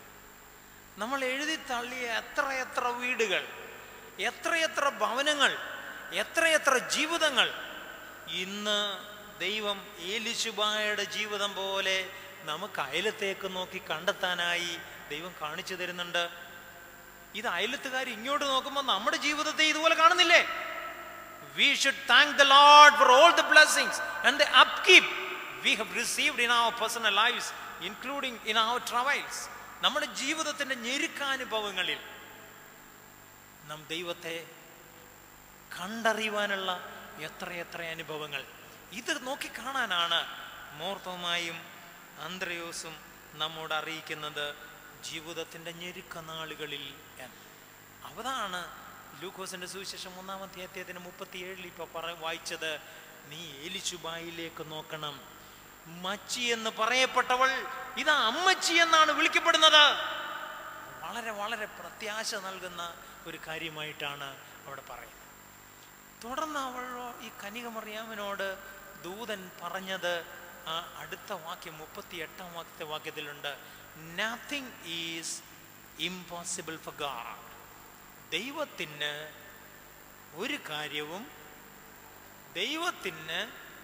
കാര്യവും അസാധ്യമല്ലല്ലോ. നിങ്ങൾ ഈ പരുമല പള്ളിയിലെ ഇവിടെ കുറേ സ്ഥലവും സമുച്ചയമുണ്ട് ആളുകൾക്ക് ഇരിക്കാനും പ്രാർത്ഥിക്കാനും ഒക്കെ. ഈ നിങ്ങൾ ഇപ്പോൾ ഇരിക്കുന്ന സ്ഥലമുണ്ട്, ഇത് തന്നെ വിശാലമായ ഒരു സ്ഥലമാണ്.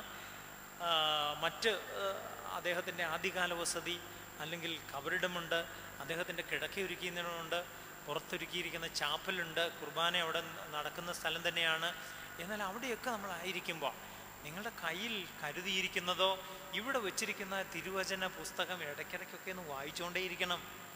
വീട്ടിൽ പിന്നെ വായിക്കാൻ നമുക്ക് നേരെ ഇല്ലല്ലോ. വേറെ എന്തെല്ലാം പണി നമുക്ക് കിടക്കാണ്.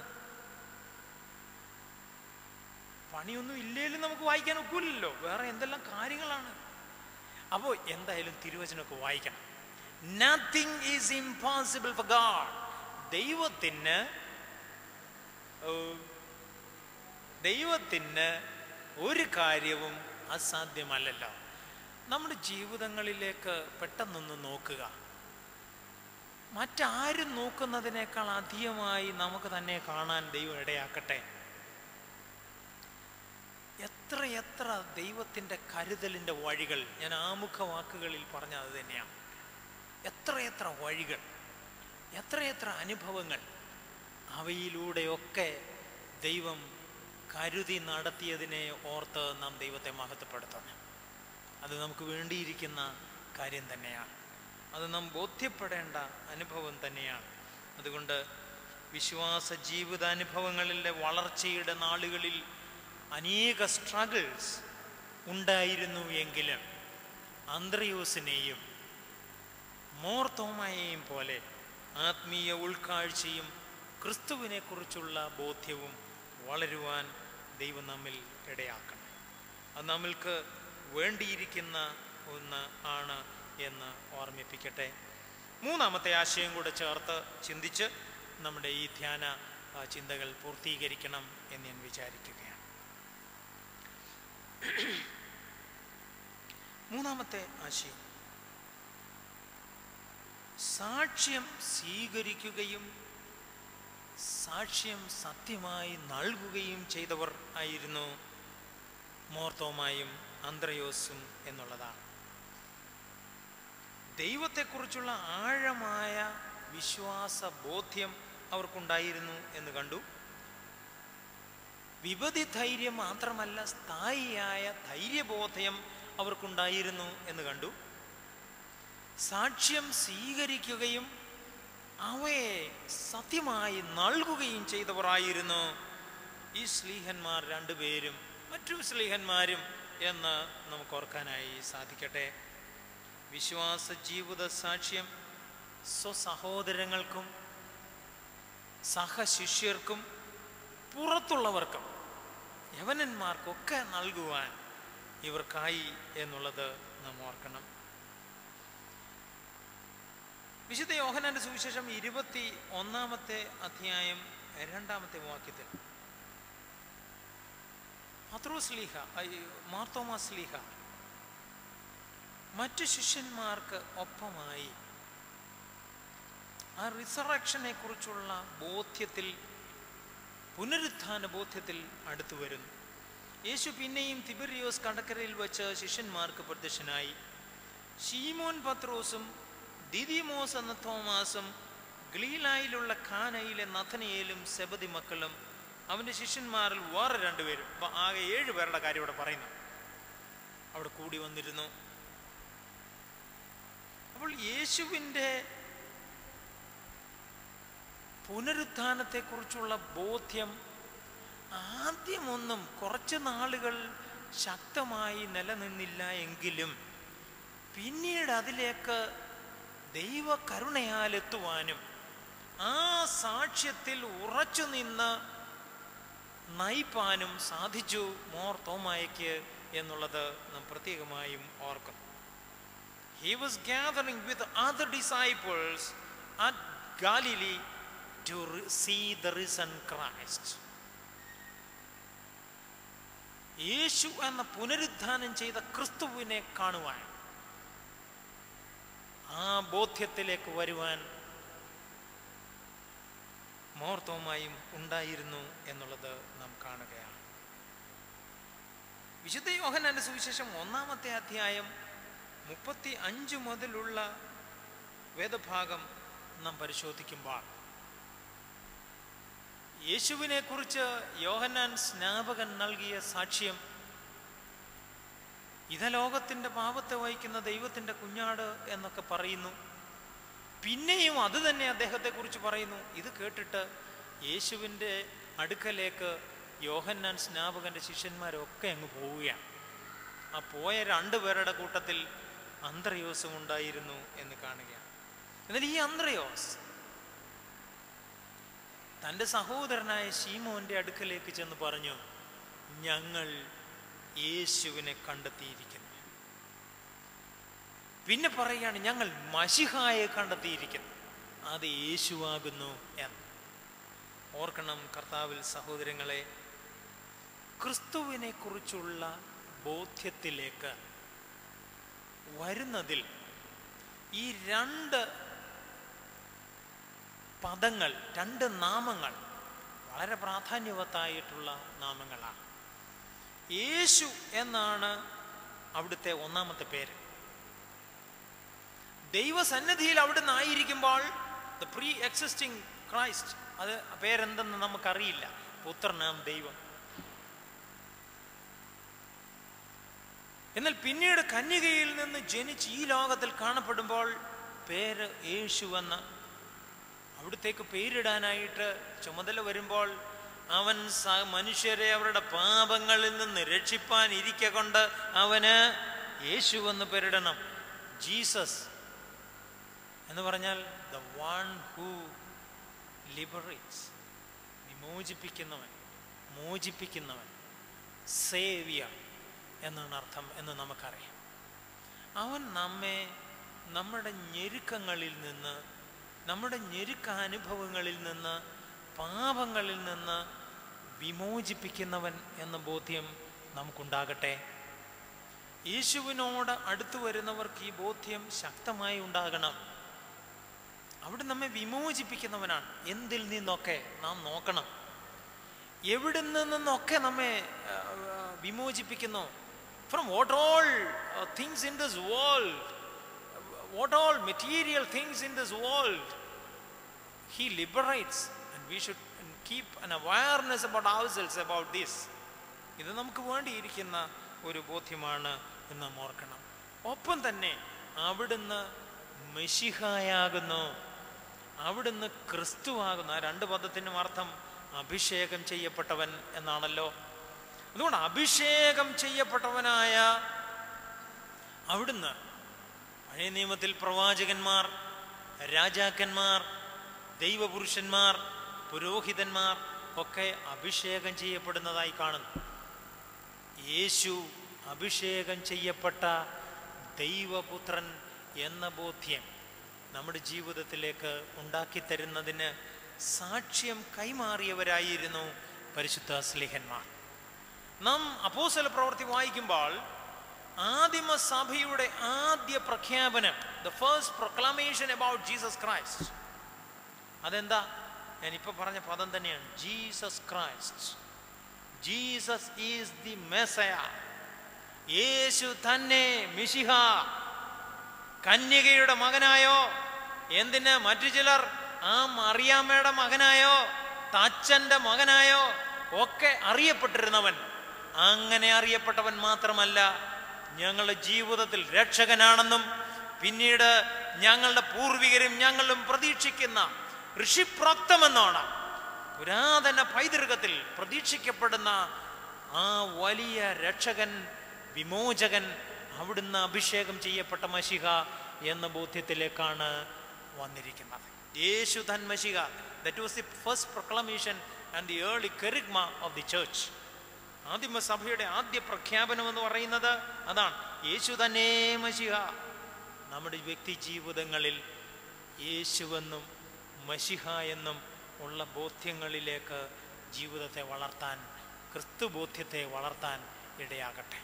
ക്രിസ്തുവിനെ കുറിച്ചുള്ള പരിജ്ഞാനത്തിൻ്റെ പ്രകാശം നമ്മിലും നമ്മുടെ മുഖത്തും വിളങ്ങട്ടെ എന്ന് കൊരിന്ത്യ ലേഖനത്തിൽ പൗലോസ്ലീഹ എഴുതും പോലെ, മോശയുടെ മുഖ തേജസ് എന്നതുപോലെ തേജസ്സിൻ്റെ ആ മുഖം പ്രാപിപ്പാൻ നമുക്കും ആകണം. നമ്മുടെ വ്യക്തി ജീവിതങ്ങളിൽ ഈ സാക്ഷ്യം യവനക്കാരുടെ മുമ്പിലും, അന്ത്രയോസ് സ്വസഹോദരൻ്റെയും അതുപോലെ തന്നെ യവനക്കാരുടെയും മുമ്പാകെ ആ സാക്ഷ്യം നടത്തി അവരെ രണ്ട് കൂട്ടരെയും, സ്വസഹോദരനെയും യവനക്കാരെയും യേശുവിങ്കലേക്ക് നയിച്ചു എന്ന് വിശുദ്ധ യോഹന്നാന്റെ സുവിശേഷം 1-12 അധ്യായങ്ങളിൽ രേഖപ്പെടുത്തിയിരിക്കുന്നു. വിശുദ്ധനായ മോർത്തോമായെ കുറിച്ച് നാം പൈതൃകമായി ചിന്തിക്കുന്നു, ബോധ്യപ്പെടുന്നു. എന്ത്? അവിടുന്ന് ഭാരതത്തിലേക്ക് വരികയും ഈ ഭാരതത്തിൽ നമ്മുടെ പൂർവികരെയും ഇന്ന് നമ്മെയും ക്രിസ്തുമാർഗത്തിലേക്ക് നയിക്കുകയും ചെയ്യുന്നു. ഈ സാക്ഷ്യം പ്രാപിക്കുമ്പോൾ നാം ഇന്ന് നമ്മുടെ ജീവിതത്തിലെ സാക്ഷ്യത്തിനായി ഒരുങ്ങുമ്പോൾ 2-3 കാര്യങ്ങൾ കൂടെ നാം സ്വീകരിക്കേണ്ടതുണ്ട്. ഒന്ന്, ചിലതിനെ നാം ഉപേക്ഷിക്കുകയും ചിലതിനോട് ചേർന്ന് നിൽക്കുകയും വേണം. കുറേ നാൾ മുമ്പ് എപ്പോഴോ ഒന്ന് TV കണ്ടുകൊണ്ടിരിക്കുമ്പോൾ ആ ഇടയ്ക്ക് പത്രത്തിൽ വായിച്ച ഒരു കൗതുകകരമായ കാര്യം കാണുന്നതിനിടെയാണ്. എവിടെയാണ് ഈ സംഭവം നടക്കുന്നതെന്ന് ഞാൻ ഓർക്കുന്നില്ല, പണ്ടെങ്ങോ വായിച്ചാണ്. ഒരു 5 years എങ്കിലും മുമ്പ് വായിക്കുകയും ആ ഇടയ്ക്ക് ഇത് TV കാണുകയും ചെയ്യും. ഒരു ദിനാചരണമാണ്.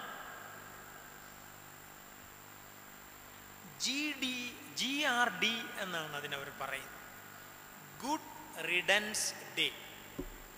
ഗുഡ്, നല്ലത് എന്നുള്ള, റിഡൻസ്, ഗെറ്റ് റിഡ് ഓഫ് എന്ന പദത്തിലെ ആ വാചകത്തിലെ റിഡൻസ്, RIDDANS, റിഡൻസ് ഡേ, ദിനം. നല്ല സൽത്യജിക്കൽ ദിനം എന്ന് പറഞ്ഞാൽ ഉപേക്ഷിക്കൽ ദിനം. സൽ ദിനം, കാരണം ആ ദിനത്തിൽ പലതും ഉപേക്ഷിക്കുന്നു. കുറേ ആളുകൾ, ഇത് യൂറോപ്പിലെ ഏതോ ഒരു രാജ്യമാണ്, കുറേ ആളുകൾ വന്ന് ഒരു പ്രത്യേക ദിനത്തിൽ അവർക്ക് വേണ്ടാത്തതെന്ന് അവർ ചിന്തിക്കുന്ന സാധനങ്ങൾ അല്ലെങ്കിൽ അവരുടെ സ്വഭാവങ്ങളാണെങ്കിൽ അതൊരു പേപ്പറിൽ എഴുതിയിട്ട് അത് അവിടെ കൊണ്ടുവച്ചിരിക്കുന്ന വലിയ ബോക്സിനകത്ത് അവർ നിക്ഷേപിക്കും. തള്ളൽ ദിനം അല്ലെങ്കിൽ ത്യജിക്കൽ ദിനമെന്നാണ്. ചിലര് അവരുടെ മൊബൈലുകൾ കൊണ്ടിട്ടു, ഇനി ഇത് വേണ്ട, നമ്മളിത് വാങ്ങിക്കൂട്ടിക്കൊണ്ടിരിക്കുകയാണ്. 8ാം ക്ലാസ്സിലും 6ാം ക്ലാസ്സിലും ഒക്കെ പഠിക്കുന്ന പിള്ളേർക്ക് നമ്മൾ സമ്മാനമായിട്ട് വാങ്ങിക്കൊടുക്കുകയാണ്. അവരെവിടാന്ന് അറിയണ്ടേ? ഇതാണ് പറയുന്നത്. എങ്ങോട്ടാണോ ഇത് പോകുന്നത്? നമ്മൾക്ക് ആവശ്യമില്ലാത്തതും എന്ന് നമ്മൾ പിന്നീട് ബോധ്യപ്പെടുന്നതും നമ്മുടെ കുട്ടികൾക്ക് ആവശ്യമില്ല എന്ന് നമ്മൾ പിന്നീട് തിരിച്ചറിഞ്ഞതുമായ സാധന സാമഗ്രികൾ നമ്മുടെ കുട്ടികൾക്ക് വാങ്ങിക്കൊടുക്കുക, പിന്നെ അവരെ പ്രതീക്ഷിക്കാതെ ഇരിക്കുക. ഇത് ഇന്നത്തെ ഒരു തൊഴിലാണ്. ജീവിതത്തിൽ ചിലതിനെ ത്യജിക്കാൻ ആകണം. ചിലർ അവരുടെ മറ്റു ചില വസ്തുക്കൾ, ഉപയോഗിച്ച ചില സാധനങ്ങൾ കൊണ്ട് ഉപേക്ഷിക്കും. അതിന് പ്രത്യേക സ്ഥലങ്ങൾ വിദേശ രാജ്യങ്ങൾ കൃത്യമായി ചില സ്ഥലങ്ങൾ വെച്ചിട്ടുണ്ട്. അവരുടെ വീടുകളിൽ ഉപയോഗിച്ചുകൊണ്ടിരിക്കുന്ന 5 വർഷത്തിലോ 10 വർഷത്തിലോ കൂടുതലായി ഉപയോഗിച്ചുകൊണ്ടിരിക്കുന്ന ചില വസ്തുക്കൾ, ഇപ്പം മെത്ത, ബെഡിങ്, അതുകൊണ്ട് അവിടെ ഇടണം. നമ്മൾ ഒരു മെത്ത വാങ്ങിച്ചാൽ അത് എത്ര കാലം വേണമെങ്കിലും ഉപയോഗിക്കും. അവർ ഇത്ര നിശ്ചിത പീരീഡ് വെച്ചിരിക്കുകയാണ്, അത് കഴിഞ്ഞാൽ അത് ഉപേക്ഷിക്കണമെന്ന്. ഉള്ള സാധനം മാക്സിമം ഉപയോഗിച്ചുകൊണ്ടേ ഇരിക്കണമെന്നുള്ള ഒരു പ്രമാണം നമുക്കുണ്ട്. അത് എന്നാൽ ചിലതിൻ്റെ കാര്യത്തിൽ അത് ശരിയാവില്ല. അതുപോലെ തന്നെ ചില ഇലക്ട്രോണിക് ഉപകരണങ്ങൾ എവിടെയും കൊണ്ടിടരുത്, അതിനിടാൻ സ്ഥലമുണ്ട്. എന്നാൽ ഗുഡ് റിഡൻസ് ഡേയിൽ, ത്യജിക്കൽ, തള്ളൽ, ഉപേക്ഷിക്കൽ ദിനത്തിൽ അവർ തങ്ങൾ കണ്ടെത്തിയ പോരായ്മകളെക്കുറിച്ച് അവർ എഴുതി ആത് പേപ്പറും അവിടെ കൊണ്ട് ഉപേക്ഷിക്കാൻ. കേരളത്തിൽ ഇപ്പോൾ ആയി വരുന്നു. കേരളത്തിന് വെളിയിൽ ഈ ജനുവരി മാസം 1-ാം തീയതിയിലേക്ക് പിറക്കുന്ന ആ രാത്രിയിൽ, ഡിസംബർ മാസത്തിലെ അവസാന രാത്രിയിൽ ഒരു രൂപമൊക്കെ ഉണ്ടാക്കി ആ അർദ്ധരാത്രിയിൽ ഈ രൂപത്തിൻ്റെ അകത്ത് കോലമൊക്കെ ഉണ്ടാക്കിയിട്ട് അതിനകത്ത് പിന്നെ കഥനകളും പടക്കങ്ങളും ഒക്കെ വെച്ച് ഇട്ട് ഒരു പ്രത്യേക സ്ഥലത്തേക്ക് ആഘോഷമായിട്ട് കൊണ്ടുവച്ചിട്ട് അതിനെ കത്തിക്കും. ഓൾഡ് മാൻ ഇസ് ഗോൺ എന്ന് പറഞ്ഞുകൊണ്ട് പ്രഖ്യാപിക്കും. ബോംബെയിലും ഗോവയിലും ഒക്കെ ഇങ്ങനെ ചെയ്യുന്നത് കണ്ടിട്ടുണ്ട്. Old man is gone. അത് കത്തിച്ചേച്ച് വീട്ടിലേക്ക് പോകുന്നവൻ്റെ ഉള്ളിലുള്ള എല്ലാ ഓൾഡ് മാനും പോയോ? എല്ലാ പോരായ്മകളും കത്തിയോ? അവനിലുള്ള പഴയ മനുഷ്യനെ ഉരിഞ്ഞു കളഞ്ഞോ? There we need to have a riddance day for us, a good riddance day for us. ചിലതിനെ ഉപേക്ഷിക്കുന്നത് തീർച്ചയായും ഒരു പുതുക്കത്തിനുള്ള സാക്ഷ്യത്തിൻ്റെ വശമാണ് എന്നുള്ളത് നാം തിരിച്ചറിയേണ്ടത് ആവശ്യമാണ്. മോർത്തോമായോടും അന്ത്രയോസിനോടും ചേർന്ന് നാം ജീവിതത്തെക്കുറിച്ച് ചിന്തിക്കുമ്പോൾ പോരായ്മകളിൽ നിലനിന്ന ജീവിതത്തിൽ കുറേ നന്മയിലേക്ക് വരുന്നതിന് ചില തിന്മകളെ ഉപേക്ഷിപ്പാൻ നമ്മൾ ജീവിതത്തിൽ ശീലിക്കേണ്ടത് ആവശ്യമുണ്ട്. ഒരുപക്ഷെ ഇന്നത്തെ സാഹചര്യത്തിൽ നമ്മുടെ വാർദ്ധക്യത്തിലുള്ള മാതാപിതാക്കളെ കൊണ്ടിടാൻ ബോക്സ് വെക്കണം. ഉപേക്ഷിക്കണ്ടേ? എവിടെങ്കിലും ബോക്സ് വെക്കണം. നന്നായി വീട്ടിൽ നോക്കാനാകുന്നില്ലെങ്കിൽ വല്ല വൃദ്ധമന്ദിരത്തിലും കൊണ്ടാക്കണം അവരെ എന്ന് ഞാൻ പറയട്ടെ. പണ്ട് ഇവിടെ നിന്ന് വൃദ്ധമന്ദിരത്തിലാക്കുന്നതിനെതിരെ ഞാൻ പ്രസംഗിച്ചിട്ടുണ്ട് എന്ന് ഞാൻ തിരുത്തുകയാണ്. ഭവനത്തിൽ ഉടുക്കുഴിയിലാക്കി ഇടുന്നതിലും ഭേദം അത് നല്ലതാണെന്ന് തോന്നുകയാണ്. സഭയായി അങ്ങനെ സ്ഥാപനങ്ങൾ ഉണ്ടാകട്ടെ. അതുകൊണ്ട് അങ്ങനെ ആക്കണമെന്നല്ല. എൻ്റെ അമ്മ 85 വയസ്സുള്ള ആൾ, ഈ മാന്നാർ ദേശക്കാരിയാണ്. ദേശക്കാരിയായ അമ്മയുടെ കൂടെയാണ് ഞാൻ താമസിക്കുന്നത്, എൻ്റെ കുടുംബവും. അതുകൊണ്ട് വീട്ടിൽ നന്നായി നോക്കാനാകുന്നില്ല എങ്കിൽ അത് ഇത്തരം സ്ഥാപനങ്ങളിലേക്കാകണം. അത് ഉപേക്ഷിക്കൽ തന്ത്രത്തിൻ്റെ കാര്യമല്ല ഞാനീ പറഞ്ഞു. എന്തായാലും ജീവിതത്തിൽ തിന്മകളെ ഉപേക്ഷിക്കുവാൻ ആകണം. മലയാളത്തിലൊരു കവിതയുണ്ടല്ലോ, പഞ്ചേന്ദ്രിയങ്ങൾ നമ്മൾക്ക് പരിചാരകരാകവേ അവയ്ക്ക് ദാസ്യം നാം ചെയ്താൽ,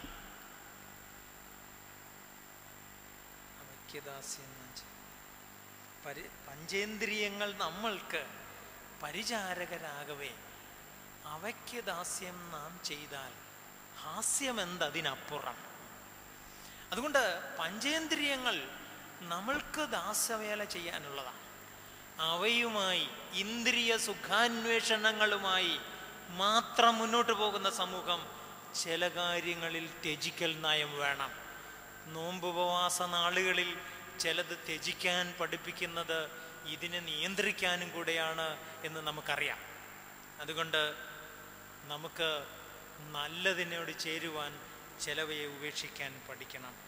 ജലോപരിതലത്തിലൂടെ യാനപാത്രത്തിൽ സഞ്ചരിക്കുന്നവർ ശ്രദ്ധിക്കാതെ അമിത സുഖാസക്തിയുടെ ലവണജലം ഈ തോണിയിലേക്ക് കയറാൻ അനുവദിച്ചാൽ അത് മുങ്ങിപ്പോകും. അതുകൊണ്ട് ജീവിതത്തിൽ 1 പത്രോസ് 4-ാം അധ്യായത്തിൽ രേഖപ്പെടുത്തുന്നത് പോലെ കാമാർത്തികളിലും വീഞ്ഞുകുടിയിലും മദ്യപാനത്തിലും വെറുക്കൂത്തുകളിലും വേശ്യാവൃത്തിയിലും നടന്ന് ജീവിതത്തിൽ കാലം പോക്കിയത് മതി എന്ന് പറയുന്ന ഒരു സ്ഥിതിവിശേഷം. തന്നെയുമല്ല, ഉപേക്ഷിക്കൽ പ്രമാണത്തിൽ ഇന്നത്തെ തലമുറ കൂടുതൽ ലൗകികാസക്തിയിലേക്ക് പോവുകയാണ്. കൂടുതൽ അത് നേതാക്കളിലും ഒക്കെ കണ്ടുവരുന്നു എന്ന് നമുക്കറിയാം. എന്നാൽ ജീവിതം കുറേ ഇങ്ങനെ ലൗകിക സുഖാസക്തിയുടെ പിന്നാലെ ഓടുന്നതാണോ? കൂടുതൽ ഗ്രഹിക്കലും കൂടുതൽ ആഹരിക്കലും കൂടുതൽ നേടുന്നതും ആണ് എല്ലാ അർത്ഥത്തിലും മെച്ചം എന്ന് വിചാരിച്ചുകൊണ്ട് മുന്നോട്ട് പോകുന്നത് മാർഗത്തിലാണോ? അതാണോ ജീവിതത്തെക്കുറിച്ചുള്ള സാക്ഷ്യം എന്ന് ഒന്നുകൂടെ തിരിച്ചറിഞ്ഞ് ഒന്നുകൂടെ നോക്കി അതിലപ്പുറത്ത് ക്രിസ്തുവിനോട് ചേർന്നുള്ള ജീവിതത്തിൻ്റെ ആ ഒരു എളിമത്വം, ആ ഒരു വിധേയത്വം, ആ സാക്ഷ്യം നമുക്ക് കുറെ കൂടെ കൊടുക്കാൻ ആകേണ്ടതും ആവശ്യമാണ്.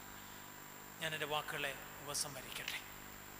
നമ്മുടെ ജീവിതത്തിൽ മോർ തോമായോടും മോർ അന്ത്രയോസിനോടും ചേർന്ന് പരിശുദ്ധ ശ്ലീഹന്മാരുടെ ഈ നോമ്പിൽ ശ്ലീഹന്മാരോട് ചേർന്ന് ക്രിസ്തുവിങ്കലേക്ക് എന്ന ആശയത്തിൽ നാം 3 കാര്യങ്ങൾ ചിന്തിക്കുകയുണ്ടായി. 3 ബോധ്യങ്ങളാണ് ഇവർ നമുക്ക് നൽകുന്നത് എന്ന് നാം കണ്ടു കഴിഞ്ഞു. ഒന്നാമത്തെ ബോധ്യം, ജീവിതത്തെക്കുറിച്ച് സ്ഥായിയായ ധൈര്യബോധം ക്രിസ്തുവിലുള്ള പ്രത്യാശയിൽ നാം നിലനിർത്തേണ്ടത് ആവശ്യമാണ്. അവിടെ ആടുന്ന കൊമ്പിലെ പാടുന്ന കിളി ആയി നാം നിലനിൽക്കാൻ ഇടയാക്കണം. ഭാഗ്യവാനായ മോർ ഒസ്താത്യോസ് തിരുമേനി പറയുന്ന വാക്കായിരുന്നു ആടുന്നതിലെ പാടുന്നവൻ കിളി എന്ന്.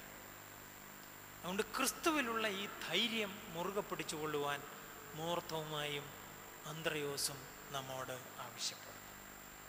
ക്രിസ്തുവിനെ കുറിച്ച് എൻ്റെ കർത്താവും എൻ്റെ ദൈവവുമേ എന്നും ക്രിസ്തുവിനെ കുറിച്ചുള്ള അതേ ബോധ്യത്തിൽ മറ്റുള്ളവരിലേക്ക് സാക്ഷ്യമായി നയിപ്പാൻ തക്കവണ്ണം സാധിക്കുന്ന ക്രിസ്തു ബോധ്യത്തിൻ്റെ ഉറപ്പ് ഉള്ള അന്ത്രയോസിനും മോർ തോമായിക്കും ഒപ്പം ആ ബോധ്യം സ്വീകരിപ്പാൻ നമുക്കും ആകണം.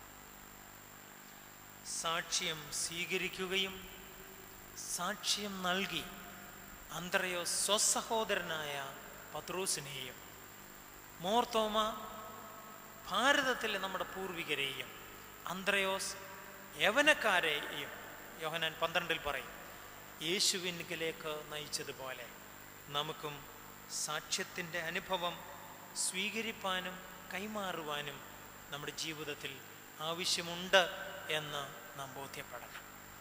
നോമ്പ് നമുക്ക് നോറ്റിരിക്കുവാനുള്ള നല്ല അനുഭവങ്ങൾ തരുന്നതാണ്. നാം എന്തിനായിട്ടാണ് നോറ്റിരിക്കുന്നത്? നാം എന്തിനോട് ചേർന്നിരിപ്പാനാണ് ആഗ്രഹിക്കുന്നത്? ഇത് നാം നമ്മോട് തന്നെ ചോദിക്കണം. നാം ക്രിസ്തുവിൻ്റെ സാക്ഷ്യത്തിനായുള്ള നോറ്റിരിപ്പ് ജീവിതത്തിൻ്റെ പ്രമാണമായി സ്വീകരിച്ചിട്ടുണ്ടോ? നമ്മുടെ നോട്ടങ്ങളിൽ നമ്മുടെ ലക്ഷ്യമായി വെക്കേണ്ട ചിലത് ഇതുവരെയും വരാതെ വന്നിട്ടുണ്ടോ? നമ്മൾ ഒന്നുകൂടെ തന്നെ നമ്മോട് തന്നെ ചോദിക്കണം. നമ്മുടെ ജീവിതത്തിൽ നമ്മൾ ചിന്തിക്കേണ്ട ഒരു കാര്യമാണ്. ചിലപ്പോഴൊക്കെ എങ്കിലും സെമിനാരിയിലെ ക്ലാസ്സിൽ ശമാശന്മാരുണ്ട്, മറ്റ് 1 മുതലുള്ള ബാക്കി ക്ലാസ്സുകളിലെ കുട്ടികളുണ്ട്. കുറച്ച് നാൾ കഴിഞ്ഞ് അവരുടെ 1ാം ടെസ്റ്റ് പേപ്പറോ അല്ലെങ്കിൽ അവരുടെ ഒരു അസൈൻമെൻറ്റോ സമർപ്പിക്കുന്ന സമയത്താണ് ഒരു പേപ്പറിലൂടെ കടന്നു പോകുമ്പോൾ പെട്ടെന്ന് ഓർക്കൂടാ, ഇങ്ങനൊരു കുട്ടി ആ ക്ലാസ്സിലുണ്ടായിരുന്നു, നമ്മൾ ഇതുവരെ ശ്രദ്ധിച്ചില്ലല്ലോ. No, he has some light within him and that is being expressed evidently in his paper എന്ന് ചിലപ്പോഴൊക്കെ തോന്നും. എന്ന് പറയുന്നത് പോലെ ചിലപ്പോഴെങ്കിലും നമ്മൾ ഓർക്കാറുണ്ടോ, നമ്മിൽ നാം കണ്ടെത്തേണ്ട ചില നന്മകളുടെ സ്ഫുലിംഗങ്ങളെ ഇനിയും കാണാനുണ്ടെന്ന്? നമ്മൾ താമസിക്കുന്ന ഇടത്ത് ഇനിയും നമ്മൾ കണ്ടെത്തേണ്ട ചില വെളിച്ചമുണ്ടെന്ന്? ഈ വെളിച്ചം നമ്മെ എന്നും വളരെയായി നമ്മെ സ്വാധീനിക്കേണ്ട ഒന്നാണ്. പഴയൊരു കഥയുണ്ട്. ഈ നാൽക്കാലികൾ എങ്ങനെ ഇരുകാലികളായി എഴുന്നേറ്റ് നിന്നു എന്നതിനെ കുറിച്ചൊരു കഥയുണ്ട്. ഈ അടുത്ത സമയത്ത് ഈ പനക്കാമറ്റത്ത് ഭവനത്തിൽ നിന്ന് കോട്ടയത്ത് സെമിനാരിയുടെ സമീപത്ത് താമസിക്കുന്ന ജോസഫ് വർഗീസ് എന്ന് പറയുന്ന ഒരു സാറുണ്ട്. അദ്ദേഹം അവിടെ കോളേജിൽ പഠിപ്പിച്ചുകൊണ്ടിരുന്ന അധ്യാപകനാണ്. സെമിനാരിയുടെ അടുത്ത് തന്നെ താമസിക്കുന്ന നമ്മുടെ ഒരു ഭക്തനായ ഒരു മനുഷ്യനാണ്. അദ്ദേഹം മനുഷ്യനിലെ ജീനുകളെക്കുറിച്ചും ജീനോം ഡിറ്റർമിനേഷനെ കുറിച്ചും മറ്റുമൊക്കെ കുറേ കാര്യങ്ങൾ പറഞ്ഞു. എല്ലാം ഒന്നും ഞങ്ങൾക്കൊന്നും മനസ്സിലായൊന്നുമില്ല, എങ്കിലും കുറച്ചൊക്കെ മനസ്സിലായി. അദ്ദേഹം പറഞ്ഞു, ഈ ആൾക്കുരങ്ങിൽ നിന്ന് മനുഷ്യനിലേക്കുള്ള വളർച്ചയെക്കുറിച്ച് ചിന്തിക്കുകയാണെങ്കിൽ കുരങ്ങിലും മനുഷ്യനിലുമുള്ള ഈ സ്വഭാവ കാര്യങ്ങളിലുള്ള വ്യത്യാസം എന്ന് പറയുന്നത് ജസ്റ്റ് 20% എന്നാ പറയുന്നത്. അപ്പോൾ ജേക്കബ് കുര്യൻ അച്ഛൻ, പ്രിൻസിപ്പൽ അച്ഛൻ, അദ്ദേഹത്തോട് സ്വകാര്യ സംഭാഷണം, ഞങ്ങൾ ഇങ്ങനെ വൈകുന്നേരത്തെ ആ കട്ടൻ ചായ കുടിക്കലിൻ്റെ സമയമായപ്പോൾ അദ്ദേഹത്തോട് ചോദിച്ചു, അപ്പോൾ 20% കൂടെ കുരങ്ങ് മാറിയാൽ നമ്മളാവും അല്ലേ എന്ന് അദ്ദേഹം ചോദിക്കുന്നത് കേട്ടു. കൂട്ടത്തിൽ അദ്ദേഹം പറയാൻ ഈ എങ്ങനെ നാൽക്കാലി ഇരുകാലിയായി മാറുന്നതിനെ കുറിച്ച് ഉള്ള ഈ കഥയിൽ പറയുകയാണ്. മനുഷ്യൻ ഇങ്ങനെ നാൽക്കാലി അതിങ്ങനെ കിഴക്കോട്ടങ്ങ് പോയി, വെളിച്ചത്തിൻ്റെ ഉറവിടത്തിലേക്ക് ഇങ്ങനെ പോയി, ഗിരിശൃംഗങ്ങളിലേക്കെത്തി.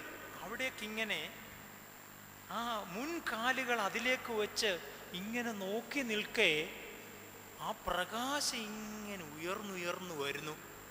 തേജോ ഗോളം ഉയർന്നുയർന്നു വരുന്നതിനോട് ചേർന്ന് ഈ കാല് വെച്ച് ഗിരിശൃംഗങ്ങളിൽ കാല് വെച്ച് നിന്ന മുൻകാലുകൾ അറിയാതെ അങ്ങ് പൊങ്ങിപ്പോയി. അങ്ങനെ അങ്ങ് നിന്നുപോയത്രേ. പ്രകാശം കണ്ടേ അങ്ങനെ അങ്ങ് നിന്നുപോയി. നമ്മൾ പല പ്രകാശവും കണ്ട് കുനിഞ്ഞിരിക്കുന്നു. ഇനിയും ഉയരേണ്ട നമ്മുടെ മനസ്സുകളെ, ഇനിയും ഉയർത്തേണ്ട നമ്മുടെ ജീവിതങ്ങളെ ദൈവപ്രകാശം നമുക്ക് മോർ അന്ത്രയോസിലൂടെയും മോർ തോമായിലൂടെയും അല്പമായി തെളിച്ചു തരുന്നു വലിയ പ്രകാശത്തെ. അത് നമ്മിൽ കാണാൻ നമുക്കിടയാകണം. ദൈവത്തിൻ്റെ നന്മയുള്ള ജീവിതം പരിശുദ്ധ സ്ലീഹന്മാരോട് ചേർന്ന് നോറ്റിരിപ്പാനും യേശുവിനോടൊപ്പം വസിപ്പാനും ഉപവസിക്കുക, നന്മയോടൊപ്പം വസിപ്പാനും നമുക്ക് ഈ നോമ്പ് കാലത്തും സാധിക്കട്ടെ എന്ന് പ്രാർത്ഥിക്കുന്നു. എന്നെ ക്ഷണിച്ചതിനും എന്നെ കേട്ടതിനും ഈ പ്രാർത്ഥനയ്ക്കും ഞാൻ പ്രത്യേകമായി ദൈവത്തെ സ്തുതിക്കുന്നു. നന്മയോടെ നന്ദിയോടെ ഇതിനെ കാണാൻ ആഗ്രഹിക്കുന്നു. ദൈവം നമ്മെ അനുഗ്രഹിക്കട്ടെ. ഒരു നിമിഷം നാം തലവണക്കി പ്രാർത്ഥിക്കുന്നു. മണിയടിക്കുമ്പോൾ പ്രാർത്ഥന നിർത്തുന്നതായിരിക്കും. കാരുണ്യവാനായ കർത്താവേ, ഞങ്ങളെ കേൾപ്പിക്കുന്ന വചനങ്ങൾക്കായി ഞങ്ങൾ നിന്നെ സ്തുതിക്കുന്നു. നിന്റെ കൃപ ഞങ്ങളിൽ ചൊരിഞ്ഞ് അനുഗ്രഹിക്കണമേ. മോർ തോമായുടെ മക്കൾ എന്ന് അഭിമാനിക്കുവാൻ, എൻ്റെ കർത്താവും എൻ്റെ ദൈവവുമേ എന്ന് ബോധ്യപ്പെടുവാൻ, യവനന്മാരെയും യേശുവിങ്കലേക്ക് നയിക്കുവാൻ, ചെറുബാലകൻ്റെ കയ്യിലെ പൊതിയുമായി അവനെ യേശുവിങ്കലേക്ക് നയിക്കുവാൻ കർത്താവെ ഞങ്ങൾക്ക് ഇടയാക്കണമേ. നിൻ്റെ കൃപ ഞങ്ങൾ വ്യാപരിച്ചതിനായി ഞങ്ങളുടെ ജീവിതങ്ങൾ ഓർത്ത് ഞങ്ങൾ നിന്നെ സ്തുതിക്കുന്നു. നിൻ്റെ നന്മ ഞങ്ങൾ അനുഭവിച്ചതിനായി ഞങ്ങളുടെ ജീവിതങ്ങൾ ഓർത്ത് ഞങ്ങൾ നിന്നെ മഹത്വപ്പെടുത്തുന്നു. നിൻ്റെ കൃപാസഹായത്തിൽ ഞങ്ങളെ തുണയ്ക്കണമേ. ഞങ്ങളുടെ രോഗികൾക്ക് സ്വസ്ഥത നൽകണമേ. പ്രയാസിരിക്കുന്നവർക്ക് നീ വിടുതൽ നൽകണമേ. കർത്താവെ, ആശങ്കപ്പെട്ടിരിക്കുന്നവരുടെ ഉള്ളങ്ങളെ നീ സന്ദർശിച്ച് ആശ്വാസം കൊടുത്ത് കർത്താവെ കാത്തുകൊള്ളണമേ. നൊമ്പരപ്പെട്ടിരിക്കുന്നവരെ തഴുകി ആശ്വസിപ്പിക്കുന്നവനായ കർത്താവെ, നിൻ്റെ സന്നിധിയിലേക്ക് ഞങ്ങൾ അടുത്തു വരുന്നു. നിൻ്റെ പ്രകാശത്തിൽ പ്രകാശിപ്പിക്കപ്പെടുവാൻ, അവിടുന്ന് ഞങ്ങളെ കാണുന്നത് പോലെ ഞങ്ങൾക്ക് ഞങ്ങളെ കാണുവാൻ അവിടുന്ന് സഹായിച്ച് അനുഗ്രഹിക്കണമേ. നിൻ്റെ കൃപ ഞങ്ങളിൽ ചൊരിയണമേ. കർത്താവെ, ഞങ്ങളെ വാങ്ങിപ്പോയവർക്ക് നീ വിശ്രാമം ഏകണമേ. ഞങ്ങളേവരും ചേർന്ന് വിശുദ്ധ തൃത്വത്തിന് എല്ലാ കാലത്തും സ്തുതി സ്തോത്രം കരയറ്റുവാനായിട്ട് തന്നെ